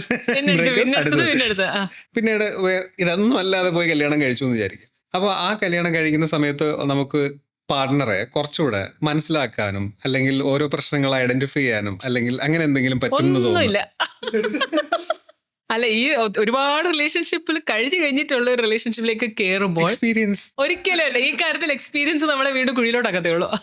കാര്യം എന്താ വെച്ചാൽ ട്രസ്റ്റ് ഇഷ്യൂ നന്നായിട്ട് വരും. U got it. അതെന്താ വെച്ചാൽ ഒരു റിലേഷൻഷിപ്പ് കഴിഞ്ഞ് അടുത്തേക്ക് പോയി, അതിൻ്റെ അടുത്തത് കഴിഞ്ഞ് അതിൻ്റെ അടുത്തേക്ക് പോയി. അപ്പം എല്ലാ റിലേഷൻഷിപ്പിലും എന്തെങ്കിലുമൊക്കെ ഒരു ഡ്രോബാക്ക് ഉണ്ടാവും അല്ലേ? അപ്പം ഇതൊന്നും അല്ലാതെ ഒരു വൈഫിനടുത്ത് കല്യാണം, ഒന്നുകിൽ പുള്ളി അതിനെക്കാട്ടി വലിയൊരു കള്ളനായിട്ട് തന്നെ പിന്നെ വീണ്ടും തുടരും. അതേപോലെ ഒരു മാസ്റ്റ് ആയിട്ടുള്ള ഇമേജ്. എക്സാക്ട്ലി. അല്ല എന്നുണ്ടെന്നുണ്ടെങ്കിൽ വൈഫിനുള്ള ട്രസ്റ്റ് ഇഷ്യൂ കാണും. ഒരിക്കലും പുള്ളിയുടെ ഒരു റിയൽ ഐഡന്റിറ്റി വൈഫിന്റെ മുമ്പിൽ ഒരു കാര്യം മനസ്സിലാക്കിയോ തോഫിക്, റിലേഷൻഷിപ്പ് ഇല്ലാണ്ട് ആദ്യം തന്നെ വൈഫിനെ കല്യാണം കഴിക്കുന്ന ഒരിക്കലും അത് സാധ്യമല്ല. അങ്ങോട്ടും ഇല്ല ഇങ്ങോട്ടും ഇല്ല. വൈഫ്സിനും കാണാം റിലേഷൻഷിപ്പ് ക്യാമ്പസ് ടൈമിൽ, ഹസ്ബൻഡ്സിനും കാണാം. പക്ഷേ ഒരു മാരീഡ് ലൈഫിലേക്ക് കയറി കഴിയുമ്പോൾ അതിൽ എത്രമാത്രം നിങ്ങൾ നീതി പുലർത്തുന്നു എന്നുള്ളതിലാണ് കാര്യം. ഇനി അതല്ല, ഇനി എന്തെങ്കിലും ഒരു തരത്തിലുള്ള റിലേഷൻഷിപ്പ് ആയെന്ന് തന്നെ ഇരിക്കട്ടെ, അത് ഓപ്പണായിട്ട് കമ്മ്യൂണിക്കേറ്റ് ചെയ്യാൻ ഉള്ള ഒരു ഇത് കാണിക്കുക. കഴിയുന്നതും മാസ്റ്റ് ആക്കാതെ വീണ്ടും. ഇതെന്താ വെച്ചാൽ നമ്മൾ എത്രമാത്രം അതിലേക്ക് വീണ്ടും പോകുന്നു അത്രമാത്രം ഇപ്പുറത്ത് കള്ളത്തരം കാണിച്ചുകൊണ്ടിരിക്കുക. ഒരു കള്ളം മറയ്ക്കാനായിട്ട് അടുത്ത കള്ളം പറയും, അത് മറയ്ക്കാനായിട്ട് അടുത്ത കള്ളം പറയും. പിന്നെ അവസാനം ഇത് ട്രസ്റ്റ് ഇഷ്യൂ ആവും. അവരിലേക്ക് നമ്മൾ കുറ്റം ആക്കിക്കൊണ്ടിരിക്കും. കാരണം നമ്മളെ നമുക്ക് രക്ഷിക്കാൻ വേണ്ടി, നമ്മുടെ ഇമേജ് രക്ഷിക്കാൻ വേണ്ടി അങ്ങോട്ടേക്ക് നമ്മൾ കുറ്റപ്പെടുത്തിക്കൊണ്ടിരിക്കും. നമ്മുടെ അടുത്ത് വന്ന ഒരു കേസിൽ സിവിയർ ആയിട്ട് വൈഫിനെ കുറ്റപ്പെടുത്തിയിട്ടാണ് വന്നത്. വൈഫിനെ കുറ്റപ്പെടുത്തി ചോദിച്ചു വന്നപ്പം പുള്ളിക്കാരിക്ക് യാതൊരു പ്രോബ്ലംസും ഇല്ല. പക്ഷേ എന്താ വെച്ചാൽ ആളുടെ ഫോൺ ചെക്ക് ചെയ്തപ്പോൾ ഒരുപാട് ആണുങ്ങളുടെ നമ്പർ കണ്ടു. ഫുൾ ആണുങ്ങളുടെ നമ്പറാണ്, പക്ഷെ അതെല്ലാം ലേഡീസിൻ്റെ നമ്പർ ആയിരുന്നു എന്ന് പുള്ളിക്കാരി അത് വിളിച്ചു നോക്കിയപ്പോഴാണ് മനസ്സിലായത്. ഈ ആണുങ്ങളുടെ നമ്പർ സേവ് ചെയ്യുന്നതെല്ലാം ഗേൾസിൻ്റെ നമ്പർ. അപ്പം 2 പേരുടെ ഗേൾസിൻ്റെ നമ്പർ ആയപ്പോൾ പുള്ളിക്കാരുടെ ഇത് പോയി. പിന്നെ ആളെന്താ ചെയ്യുന്നത് വെച്ചാൽ ആളുടെ ക്യാമ്പസ് തൊട്ടുള്ള സർവ്വ ഡീറ്റെയിൽസും വിളിച്ചരിച്ച് പേർക്ക് പിന്നെ ഒരു അപ്പം അതുവരെ പീസ്ഫുള്ളായിട്ട് പോയ ഒരു കാര്യം ഒരൊറ്റ ദിവസം കൊണ്ടാണ് ടക്കേന്ന് പോയത്. അപ്പോൾ നിങ്ങളൊന്ന് റിവീൽ ചെയ്ത് പോയാൽ പിന്നെ എല്ലാം അതിൻ്റെ താഴോട്ട് ഇങ്ങനെ പൊയ്ക്കൊണ്ടേയിരിക്കും. അതാ ഞാൻ പറഞ്ഞത്, അതിനെക്കാട്ടി നല്ലത് ട്രൂത്ത്ഫുൾ ആയിട്ട് ഇതാണ് ഞാൻ, ഇങ്ങനെയാണ്, അങ്ങനെ അങ്ങ് പോകുന്നതാണ് നല്ലത്. ഇപ്പൊ പുതിയതായിട്ട് ജനിക്കുന്ന കുട്ടികളിൽ പലർക്കും ശരിക്കും പ്രശ്നങ്ങൾ കാണും. ഫോർ എക്സാമ്പിൾ ഡിസ്ലെക്സിയ അല്ലെങ്കിൽ ADHD. ഇപ്പം നമ്മൾ ഒരുപാട് പറയുന്നുണ്ട്, ഒരുപാട് ഈ ADHD ഒക്കെ വാക്കുകൾ അനാവശ്യമായിട്ട് യൂസ് ചെയ്ത് ഇപ്പം മറ്റേ പുലി വരുന്നതെന്ന് പറഞ്ഞ അവസാനം ശരിക്കും പുലി വരുമ്പോൾ അതിനെ കാണാൻ പറ്റാത്തത്. അതുപോലെ ശരിക്കും ഹെൽപ്പ് വേണ്ട ചിലപ്പോൾ കുട്ടികളുണ്ടാവും. അപ്പോൾ നമ്മൾ ഈ കോമൺ വേർഡ് ആക്കി ഉപയോഗിച്ച് ചിലപ്പോൾ ഈ ശരിക്കും ഹെൽപ്പ് വേണ്ട കുട്ടികളെ നമ്മൾ ഇഗ്നോർ ചെയ്ത് പോകാറുണ്ട്. അപ്പം ഈ ADHD അല്ലെങ്കിൽ ഡിസ്ലെക്സിയ അല്ലെങ്കിൽ അതുപോലെയുള്ള പ്രശ്നങ്ങളുള്ള കുട്ടികളെ എങ്ങനെ ഐഡന്റിഫൈ ചെയ്ത് അവർക്ക് വേണ്ട ഹെൽപ്പ് എങ്ങനെ കൊടുക്കാൻ പേരൻസിന് പറ്റും? ഡിസ്ലെക്സിയ, ഡിസ്ഗ്രാഫിയ, ADHD, ഓട്ടിസം, ഈ എല്ലാ സെക്ഷൻസും വരുന്നത് it comes under CDC, child development care. ഇതിനകത്ത് ന്യൂറോ പീഡിയാട്രീഷ്യൻസ് ആകാം, അല്ലെങ്കിൽ ഇതുമായി ചൈൽഡ് സൈക്കോളജിസ്റ്റ്. അപ്പോൾ ഇവരുടെ ഒരു വിങ് ആണ് ഇത് ഹാൻഡിൽ ചെയ്യുന്നത്.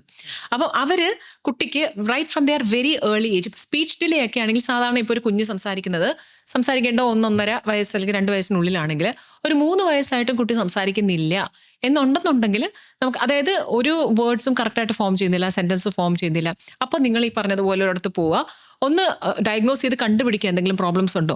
ഇവിടെ സ്പീച്ച് ഡിലേ വരുന്ന പല കാരണങ്ങൾ കൊണ്ടായിരിക്കും. ഇപ്പോൾ കണ്ടിന്യൂസ് ആയിട്ട് ഗ്രാൻഡ് പേരൻസിൻ്റെ അടുത്ത് നിർത്തുമോ, അല്ലെങ്കിൽ വീട്ടിലാരെങ്കിലും അടുത്ത് നിർത്തിയിട്ട് അമ്മ അല്ലെങ്കിൽ അച്ഛൻ വർക്കിംഗ് ആണെങ്കിൽ കുട്ടിക്ക് TV വെച്ച് കൊടുക്കും, മൊബൈൽ വെച്ച് കൊടുക്കും. ആഹാരം കഴിക്കാനും ഫ്രീ ടൈമിലെല്ലാം ഇങ്ങനെ വെച്ച് കൊടുത്ത് ഇൻട്രാക്ട് ചെയ്യേണ്ട ടൈമിൽ കുട്ടി നോക്കുന്നത് പാസീവായിട്ടുള്ള സ്ക്രീനിലാണ്. അപ്പോൾ ഓട്ടോമാറ്റിക്കലി സംസാരിക്കേണ്ട വാക്കുകൾ സംസാരിക്കാതെ, അത് VASD, അത് വെർച്വലി ഓട്ടിസ്റ്റിക് ആയിട്ടുള്ള ഒരു ഇതിലേക്ക് പോകും. പണ്ടത്തെ സമയത്തൊക്കെ എന്താ, അമ്മൂമ്മമാരും അപ്പൂമ്മമാരൊക്കെ ഇങ്ങനെ നോക്കി നമ്മുടെ വായിൽ നോക്കി സംസാരിക്കും. കുഞ്ഞ് ആ കാര്യങ്ങളെല്ലാം പിക്കപ്പ് ചെയ്യുന്നത് ലിപ്സ് കണ്ടിട്ടാണ് അല്ലേ. അപ്പം ഇതിന്നുള്ള പറയുന്ന ഒരു കാര്യം മാറുമ്പോഴാണ് കുഞ്ഞ് സംസാരിക്കുന്ന ഒരു കാര്യത്തിൽ നിന്ന് മാറുന്നത്. പല കേസുകളിലും ഗൾഫിലൊക്കെ ജോലി ചെയ്യുന്ന ഒരുപാട് പേരൻസ് നമ്മുടെ അടുത്ത് വരുന്നത് കുഞ്ഞ് സംസാരിക്കുന്ന ഡിലേ ഉണ്ട് എന്ന് പറഞ്ഞിട്ടാണ്. പിന്നെ അത് സ്പീച്ച് തെറപ്പിയിലൊക്കെ പോകും. ആദ്യമേ തന്നെ നിങ്ങൾ TV ഒക്കെ ഒന്ന് റെസ്ട്രിക്റ്റ് ചെയ്ത് കുട്ടിയുടെ അടുത്ത് സംസാരിക്കേണ്ട അറ്റ്ലീസ്റ്റ് 2 to 3 hours എല്ലാ ദിവസവും ഇൻട്രാക്റ്റീവ് ആയിട്ടുള്ള കാര്യത്തിലേക്ക് നിങ്ങൾ നീങ്ങിയാൽ സ്പീച്ച് ഡിലേ എന്ന് പറയുന്നൊരു കാര്യം മാറാം. പക്ഷേ ഇവിടെ ഒരു ഇതുണ്ട്, വേറെ എന്തെങ്കിലുമൊക്കെ ഒരു മെഡിക്കൽ കണ്ടീഷനിലൂടെയാണ് കുട്ടി കടന്നു പോകുന്നതെങ്കിൽ വിത്തിൻ ഒരു 3 years ഒക്കെ നിങ്ങൾക്ക് ഇത് കണ്ടുപിടിക്കാൻ പറ്റും. ഇനിയും ADHDയും 2 ഘട്ടമാണ്. വളരെയധികം നോർമൽ ആയിട്ടുള്ളൊരു കുഞ്ഞിൻ്റെ മൂവ്മെൻറ്റിന് അപ്പുറമായിട്ട് ഭയങ്കര ഹൈപ്പറായിട്ട് കുട്ടി കാണിക്കുവാണ്, അബ്നോർമൽ ആയിട്ടുള്ള രീതി. അതായത് സാധാരണ ഒരു കുട്ടി കാണിക്കേണ്ട ഡെവലപ്മെന്റൽ സ്റ്റേജസിൽ പോകേണ്ട കാര്യങ്ങളുണ്ടല്ലോ, അക്രമം കാണിക്കുന്നു, കുറച്ചൊന്ന് നിൽക്കുന്നു, കുറച്ചൊന്നിരിക്കുന്നു. ഇതല്ലാണ്ട് ഹൈപ്പറായിട്ടുള്ള മൂവ്മെൻറ്റും ഒരു തരത്തിലും ഓർഗനൈസ്ഡ് ആയിട്ട് അല്ലാത്തൊരു രീതിയിലേക്ക് നിങ്ങൾ പോവുകയാണ് എന്നുണ്ടെന്നുണ്ടെങ്കിൽ, നമുക്കറിയാലോ ഡെവലപ്മെന്റൽ സ്റ്റേജിൻ്റെ കുറച്ചെങ്കിലും ഒന്ന് മാറി സഞ്ചരിക്കുവാണെന്ന് നിങ്ങൾക്കൊരു തോന്നൽ വരുവാണെങ്കിൽ ഒരു 2 years മുതൽ നമുക്ക് ഇതിൻ്റെ പറ്റിയുള്ള ഒരു ഡയഗ്നോസിസ് ഈ ചൈൽഡ് ഡെവലപ്മെൻറ്റ് കെയറിൽ അവിടെ തന്നെ പോയി നിങ്ങൾ നോക്കുന്നതാണ് ഏറ്റവും നല്ലത്. കാര്യം അതാവുമ്പം ആ ഒരു അസസ്മെൻറ്റ് ഷീറ്റോട് കൂടി അവർ കൃത്യമായിട്ട് നിങ്ങൾക്ക് പറഞ്ഞു തരും എന്താണ് ഇതിൽ കുഴപ്പം. ഇനി ലേണിംഗ് ഡിസബിലിറ്റി ആണെങ്കിൽ ഒരു 3-3.5 വയസ്സ് വരെ നമുക്ക് അറിയില്ല. ബിക്കോസ് കുഞ്ഞിനിപ്പോൾ തറ പറ പന എന്നൊക്കെ നമ്മൾ പറഞ്ഞു കൊടുക്കുന്നതല്ലാതെ ഒരു സ്കൂൾ എൻവയൺമെൻറ്റിലേക്ക് പോകുമ്പോഴാണ് കുഞ്ഞ് കറക്റ്റായിട്ടാണോ കുഞ്ഞ് എഴുതുന്നത്, അല്ലെങ്കിൽ കുഞ്ഞിന് ഈ ചില വേർഡ്സ് ഒക്കെ കുഞ്ഞ് തിരിച്ചെഴുതും. ചില കുട്ടികളൊക്കെ അവരുടെ ഏർലി സ്റ്റേജസിൽ C തിരിച്ചെഴുതും, D തിരിച്ചെഴുതും, അത് കോമൺ ആണ്. പക്ഷെ അത് കുഞ്ഞിന് വേർഡ്സ് തമ്മിൽ യോജിപ്പിച്ച് വായിക്കാൻ പറ്റാതിരിക്കുക, സിമ്പിൾസ് മനസ്സിലാവാതിരിക്കുക, ടീച്ചർ പറയുന്നതിനെ ഇങ്ങനെ ബ്ലാങ്ക് ആയിട്ട് മാറുന്ന ഒരവസ്ഥ, ലെറ്റേഴ്സും വേർഡ്സും സെൻറ്റൻസസും ഒന്നും കറക്റ്റ് വരാണ്ടിരിക്കുക. ഇങ്ങനെയൊക്കെ വരുമ്പോൾ നമ്മൾ പോയി ഒരു അസസ്മെൻ്റ് എടുക്കുന്നത് നല്ലതാണ്, IQ നോക്കുന്നത് നല്ലതാണ്. പക്ഷെ അത് താമസിക്കും തോറും, കഴിഞ്ഞ ദിവസം 8ാം ക്ലാസ് വരെ ഒരു കുട്ടിയെ നിർത്തി, ഇപ്പം ആ കുട്ടി 8th ഇതുവരെ ഞാൻ ആലോചിച്ചു ഇത്രയധികം വീഡിയോസൊക്കെ വന്നിട്ട് എന്തുകൊണ്ട് അവരത് കഴിഞ്ഞ ഒരു 4-5 കൊല്ലമായിട്ട് സോഷ്യൽ മീഡിയ വളരെയധികം ഇതുമായി ബന്ധപ്പെട്ടുള്ള thousands ഓഫ് വീഡിയോസ് ഇറക്കുന്നുണ്ട്. അപ്പോൾ അറ്റ്ലീസ്റ്റ് ആ കുട്ടി ഒരു 3rd സ്റ്റാൻഡേർഡിലോ 2nd സ്റ്റാൻഡേർഡിലോ എങ്കിലും ഒന്ന് കൊണ്ടുപോയിരുന്നെങ്കിൽ വളരെ ഈസി ആയിട്ട്. നമ്മൾ മനസ്സിലാക്കേണ്ട ഒരു കാര്യം, ഇതേപോലത്തെ എന്തൊരു ഇഷ്യൂ കുഞ്ഞിനുണ്ടോ അത് എത്രയും നേരത്തെ നിങ്ങൾ പോയി കണ്ടുപിടിക്കുന്നോ അത്രയും നേരത്തെ നമുക്ക് കുട്ടിയെ ട്രീറ്റ് ചെയ്യാൻ പറ്റും. എത്രയും താമസിക്കുന്നോ അത്രയും അത് കോംപ്ലിക്കേറ്റഡ് ആയിട്ട് മാറിക്കൊണ്ടിരിക്കും. ഈ നമ്മുടെ അടുത്ത് വന്ന കുട്ടി 8th സ്റ്റാൻഡേർഡ് ആയിട്ടും പേരൻസ് പറയുന്നത് കോൺസെൻട്രേറ്റ് ചെയ്തിരുന്ന് പഠിക്കാഞ്ഞിട്ടാണ്. കുട്ടിക്ക് ഡിസ്ലെക്സിയാണ്, അതിന് പറ്റുന്നില്ല, തമ്മിൽ അതിന് യോജിപ്പിച്ച് വായിക്കാൻ പറ്റുന്നില്ല. സാധാരണ ഒരാൾ അതിപ്പോൾ നമുക്ക് CAT ക്യാറ്റ് എന്ന് നമുക്കറിയാം, പക്ഷേ ഈ ഒരു കണ്ടീഷനിലൂടെ പോകുന്ന ഒരാൾക്കാണെങ്കിൽ CAT ക്യാറ്റ് എന്നുള്ളതല്ല എൻ്റെ ബ്രെയിനിൽ പോണേ. ഞാൻ പറഞ്ഞാൽ മനസ്സിലായി. അപ്പോൾ വേർഡ് ഫോർമേഷൻ ആ രീതിയിലല്ല കുട്ടിക്ക് പ്രോസസ്ഡ് ആവുന്നത്. അപ്പം അതല്ല എന്നുണ്ടെന്നുണ്ടെങ്കിൽ അപ്പോൾ വേർഡ്സിൻ്റെ ലെറ്റേഴ്സ് തമ്മിലും പറയുന്നതും തമ്മിലുള്ള ഒരു ഡിസ്പാരിറ്റി ഉണ്ട്. എന്നാൽ ഈ കുട്ടികൾക്ക് കേൾക്കുന്നതിനൊരു പ്രോബ്ലം ഇല്ല, സംസാരിക്കുന്നതിനൊരു പ്രോബ്ലം ഇല്ല, വായിക്കുന്നതിനാണ് പ്രശ്നം, എഴുതുന്നതിനാണ് പ്രശ്നം. അപ്പോൾ അത് നമ്മൾ എത്രയും പെട്ടെന്ന് നമ്മളത് മനസ്സിലാക്കി ട്രീറ്റ് ചെയ്യുന്നു അത്രയും നല്ലതാണ്. ഏർലി സ്റ്റേജിൽ തന്നെ പോയാൽ എത്രയും പെട്ടെന്ന് നമുക്ക് അതിനുള്ളൊരു ട്രീറ്റ്മെൻറ്റ് അവൈലബിൾ ആണ്. ചില കേസുകളിൽ ഇപ്പം ADHD ആണെങ്കിൽ ചില കേസുകളിൽ നമ്മൾ മെഡിസിനൽ സപ്പോർട്ട് കൊടുക്കേണ്ടി വരും, ചിലതിന് CBT മതി, ചിലതിന് ഒക്യുപേഷണൽ തെറപ്പിയിലേക്ക് പോകേണ്ടി വരും, depending on the case. Dyslexia ADHD ഒക്കെ നമുക്ക് ട്രീറ്റ് ചെയ്ത് കംപ്ലീറ്റ്ലി ക്യൂർ ചെയ്യാൻ പറ്റാം ചില കേസുകളിൽ, ഡിപ്പെൻഡ്സ് ഓൺ ദ കേസ്. ഇപ്പം ഡിസ്ലെക്സിക് ആയിട്ട് 30s 40s എല്ലാം ഡിസ്ലെക്സിക് ആയിട്ട് പോകുന്ന ആൾക്കാരുണ്ട്. ഓൾമോസ്റ്റ് ഒരു 60 to 70% അത് മാറുന്നുണ്ട്. മാസ്റ്റർ ആയിട്ടുള്ള രീതിയൊക്കെ ആണെങ്കിൽ, ഇപ്പം ഞാൻ ഡിസ്ഗ്രാഫിയയിലൂടെ കടന്നു പോയിരുന്ന ഒരാളാണ്. എനിക്ക് 10th വരെ ഒരുപാട് പ്രോബ്ലംസ് ഉണ്ടായിരുന്നു. പക്ഷേ എൻ്റേതായിട്ടുള്ളൊരു മെത്തേഡിലൂടെ, ഇപ്പം വിഷ്വൽ മാപ്പിങ്ങിലൂടെ, ഫ്ലോ ചാർട്ട് മെത്തേഡിലൂടെ ഒക്കെ ഞാൻ മാറിയപ്പോൾ, അപ്പോൾ എനിക്കിപ്പോൾ എന്താ വെച്ചാൽ വായിക്കുമ്പോൾ കണക്ഷൻ കിട്ടത്തില്ലായിരുന്നു. പക്ഷേ എനിക്ക് ഓഡിറ്ററി സ്കിൽസ് ഉണ്ട്, പറയുമ്പം എനിക്ക് ഓക്കെയാണ്, എഴുതുമ്പോൾ പ്രോബ്ലം ഉണ്ടായിരുന്നു. അപ്പോൾ ആ എഴുത്ത് മാറ്റിയിട്ട് അതാ ഞാൻ പറഞ്ഞ ഓരോ കേസും യുണീക്കാണ്. കംപ്ലീറ്റ്ലി ക്യൂർ ചെയ്യാൻ പറ്റുമോ എന്ന് വെച്ചാൽ ഏർലി സ്റ്റേജസിലാണെങ്കിൽ നന്നായി ക്യൂർ ചെയ്ത് മാറ്റാവുന്ന ഒരുപാട് ടെക്നിക്സ് ഇപ്പോൾ നമുക്ക് അവൈലബിൾ ആണ്. ADHDയുടെ ഇതിൽ തന്നെ ത്രൂ മെഡിസിൻസ് ആദ്യം നമ്മൾ പതുക്കെ അത് ലെസൺ ചെയ്ത് വന്നുകൊണ്ട് പിന്നീട് ബിഹേവിയർ തെറപ്പി കൊടുത്ത് ഒരുപാട് കേസുകളിൽ നന്നായിട്ട്, പക്ഷേ അത് പാരൻസിൻ്റെ ഒരു പൂർണ്ണ സഹകരണം വേണമെന്ന് മാത്രം. അത് അവർ കുട്ടിയുടെ ആ ഒരു കണ്ടീഷൻ മനസ്സിലാക്കി അതിൻ്റെ ഒപ്പം കുട്ടിക്ക് വേണ്ട കാര്യങ്ങൾ, അവിടെ കുട്ടിയെടുത്ത് മെൻറ്റർ ആവേണ്ടത് പാരൻ്റാണ്. നമ്മൾ പാരൻസിനാണ് ഗൈഡ് ലൈൻസ് കൊടുക്കുക, ഇൻസ്ട്രക്ഷൻസ്. ഓക്കെ, ഒരു ട്രെൻഡിങ് വാക്കുണ്ട് ഡിങ്ക് കപ്പിൾസ് എന്ന് പറഞ്ഞാൽ DINK, double income no kids അല്ലേ? അതാണോ? അതെ, എന്നെ സംബന്ധിച്ചിടത്തോളം അതൊരു പേഴ്സണൽ ചോയ്സ് ആണ്. ചില ആൾക്കാർ കുട്ടിക്ക് പകരം പെറ്റ്സിനെ ഇങ്ങനെ they adopt small doggies and they find happiness in that. അവരുടെ ചോയ്സാണ്. മേ ബി അവർക്ക് അവരുടെ ലൈഫിൽ ഒരുപാടധികം നമ്മുടെ അടുത്ത് വന്ന ഒരു കേസിൽ എൽഡർലി ആയിട്ടുള്ള 65 year old ആയിട്ടുള്ള പാരൻസിന് ട്രീറ്റ് ചെയ്യാനായിട്ട് വന്നത്. ഫണ്ണിയസ്റ്റ് തിങ് ഇസ് പാരൻസിന് ഭയങ്കര ഡിപ്രഷനാണ്, സ്ട്രെസ്സാന്നൊക്കെ പറഞ്ഞു. പാരൻസിന്റെ ഡിപ്രഷൻ എന്ന് വെച്ചാൽ കുട്ടികൾക്ക് കുഞ്ഞാവുന്നില്ല എന്നുള്ളതാണ്. അതായിരുന്നു പാരൻസിന്റെ പ്രശ്നം. നമുക്ക് നമ്മുടെ സൊസൈറ്റിയിൽ ആ ഒരു നോം ഉണ്ടല്ലോ, കല്യാണം കഴിഞ്ഞു അടുത്ത മാസം വിശേഷമില്ലേ. ഇതെന്താ വെച്ചാൽ ഒരു മാരേജിലേക്ക് പോകുമ്പം അവരുടെ ചോയ്സാണ്. They are starting a life. അവർക്ക് കുഞ്ഞുങ്ങൾ വേണമെന്നാണെങ്കിൽ ആയിക്കോട്ടെ. അത് കഴിഞ്ഞിട്ട് ചിലപ്പോൾ അവർക്ക് 5 വർഷം കഴിഞ്ഞിട്ടായിരിക്കാം, ചിലപ്പോൾ വേണ്ടായിരിക്കാം. അവരുടെ ഇപ്പം അതാ ഞാൻ പറഞ്ഞു വന്നത്. അപ്പോൾ ഈ കുട്ടി ഡാൻസറാണ്. പാരൻസ് ഞാൻ വന്നെന്ന് പറഞ്ഞില്ലേ, ഇത് അമ്മ പറയാണ് വല്ല കാര്യം ഉണ്ടായിരുന്നു ഇവരിൽ ഞാൻ ക്ലാസിക്കൽ ഡാൻസിന് വിട്ടിട്ട്. അപ്പോൾ അച്ഛൻ്റെ അമ്മയുടെ ഇത് മാറിയിട്ട് അവർ ഇപ്പോൾ ചെന്നൈയിൽ സെറ്റിൽഡ് ആണ്. അപ്പോൾ എൻ്റെ പൊന്നു ചേച്ചി, ഞാൻ എങ്ങനെങ്കിലും ഡാൻസായിട്ടൊന്ന് മുമ്പോട്ട് കൊണ്ട് എനിക്ക് വേണ്ട എന്ന് പറഞ്ഞു വെച്ചല്ലോ. അമ്മ ഇപ്പം വീട്ടിൽ അമ്മയെടുത്തൊന്ന് സുഖസൗകര്യം അറിയാൻ വേണ്ടിയിട്ട് അച്ഛനടുത്തും അമ്മയെടുത്തും വന്നാലും ഫസ്റ്റ് ചോദിക്കുന്നത് ട്രീറ്റ്മെൻറ്റ് പോവാം. She is absolutely fine but she doesn't want. ഞാൻ അതാ പറഞ്ഞു, ഇവിടെ ഡബിൾ ഇൻകം നോ കിഡ്സ് എന്നുള്ളതല്ല. Having A kid is A personal choice. ഒരു കുഞ്ഞ് വേണോ, പേഴ്സണൽ ചോയ്സ്. കുഞ്ഞ് വേണ്ടേ, അതും പേഴ്സണൽ ചോയ്സ്. സോ അത് നമ്മൾ അവർക്ക് വിടുന്നതല്ലേ നല്ലത്. പക്ഷേ ഈ പ്രഷർ കാരണം കുഞ്ഞുങ്ങളെ ഉണ്ടാക്കി കഴിഞ്ഞാൽ അതിനെക്കാട്ടി വലിയ തലവേദനയാണ്. അല്ല, അതാ ഞാൻ പറഞ്ഞു വരുന്നത്. നമ്മൾ ഒരു കുഞ്ഞിനെ നമ്മൾ ആകുമ്പോൾ സത്യം പറഞ്ഞാൽ പേരൻസിന് നമ്മൾ കൗൺസിലിങ്സ് കൊടുക്കാറുണ്ട്. You must be emotionally, mentally and physically prepared for the child. കുഞ്ഞിങ്ങോട്ട് വരുമ്പോൾ അത് നമ്മുടെ ഏറ്റവും വലിയൊരു ബ്ലെസ്സിങ് ആയിട്ടാണ് കാണേണ്ടത്. പകരം അത് നീ വന്നതുകൊണ്ട് എൻ്റെ സ്വപ്നങ്ങളൊന്നും പൂവണിഞ്ഞില്ല, നീ വന്നതുകൊണ്ട് എനിക്ക് ഇങ്ങനായി, അങ്ങനെ പറയുമ്പം അത് ആ പാവത്തിനും കൂടെ നമ്മൾ ഒരു ഇതിലേക്ക് പെടുത്തുവാണ്. So you be prepared and you decide വേണോ വേണ്ടേ. പിന്നെ ഇതിനകത്ത് ഒരു കാര്യമുണ്ട്, ചില കേസുകളിൽ അവർ പോലും പ്രതീക്ഷിക്കാതെ അവർക്ക് പെട്ടെന്നാവുന്ന കേസസും ഉണ്ട്. അപ്പം അങ്ങനത്തെ കേസസിൽ നമ്മൾ കൗൺസിലിങ്സ് കൊടുക്കുന്നത് നമ്മൾ അവരെ ഇതുമായി പ്രിപ്പയർ ചെയ്യിപ്പിക്കുകയാണ്. ഇത് ഒന്നിനും ഒരു എൻഡല്ല.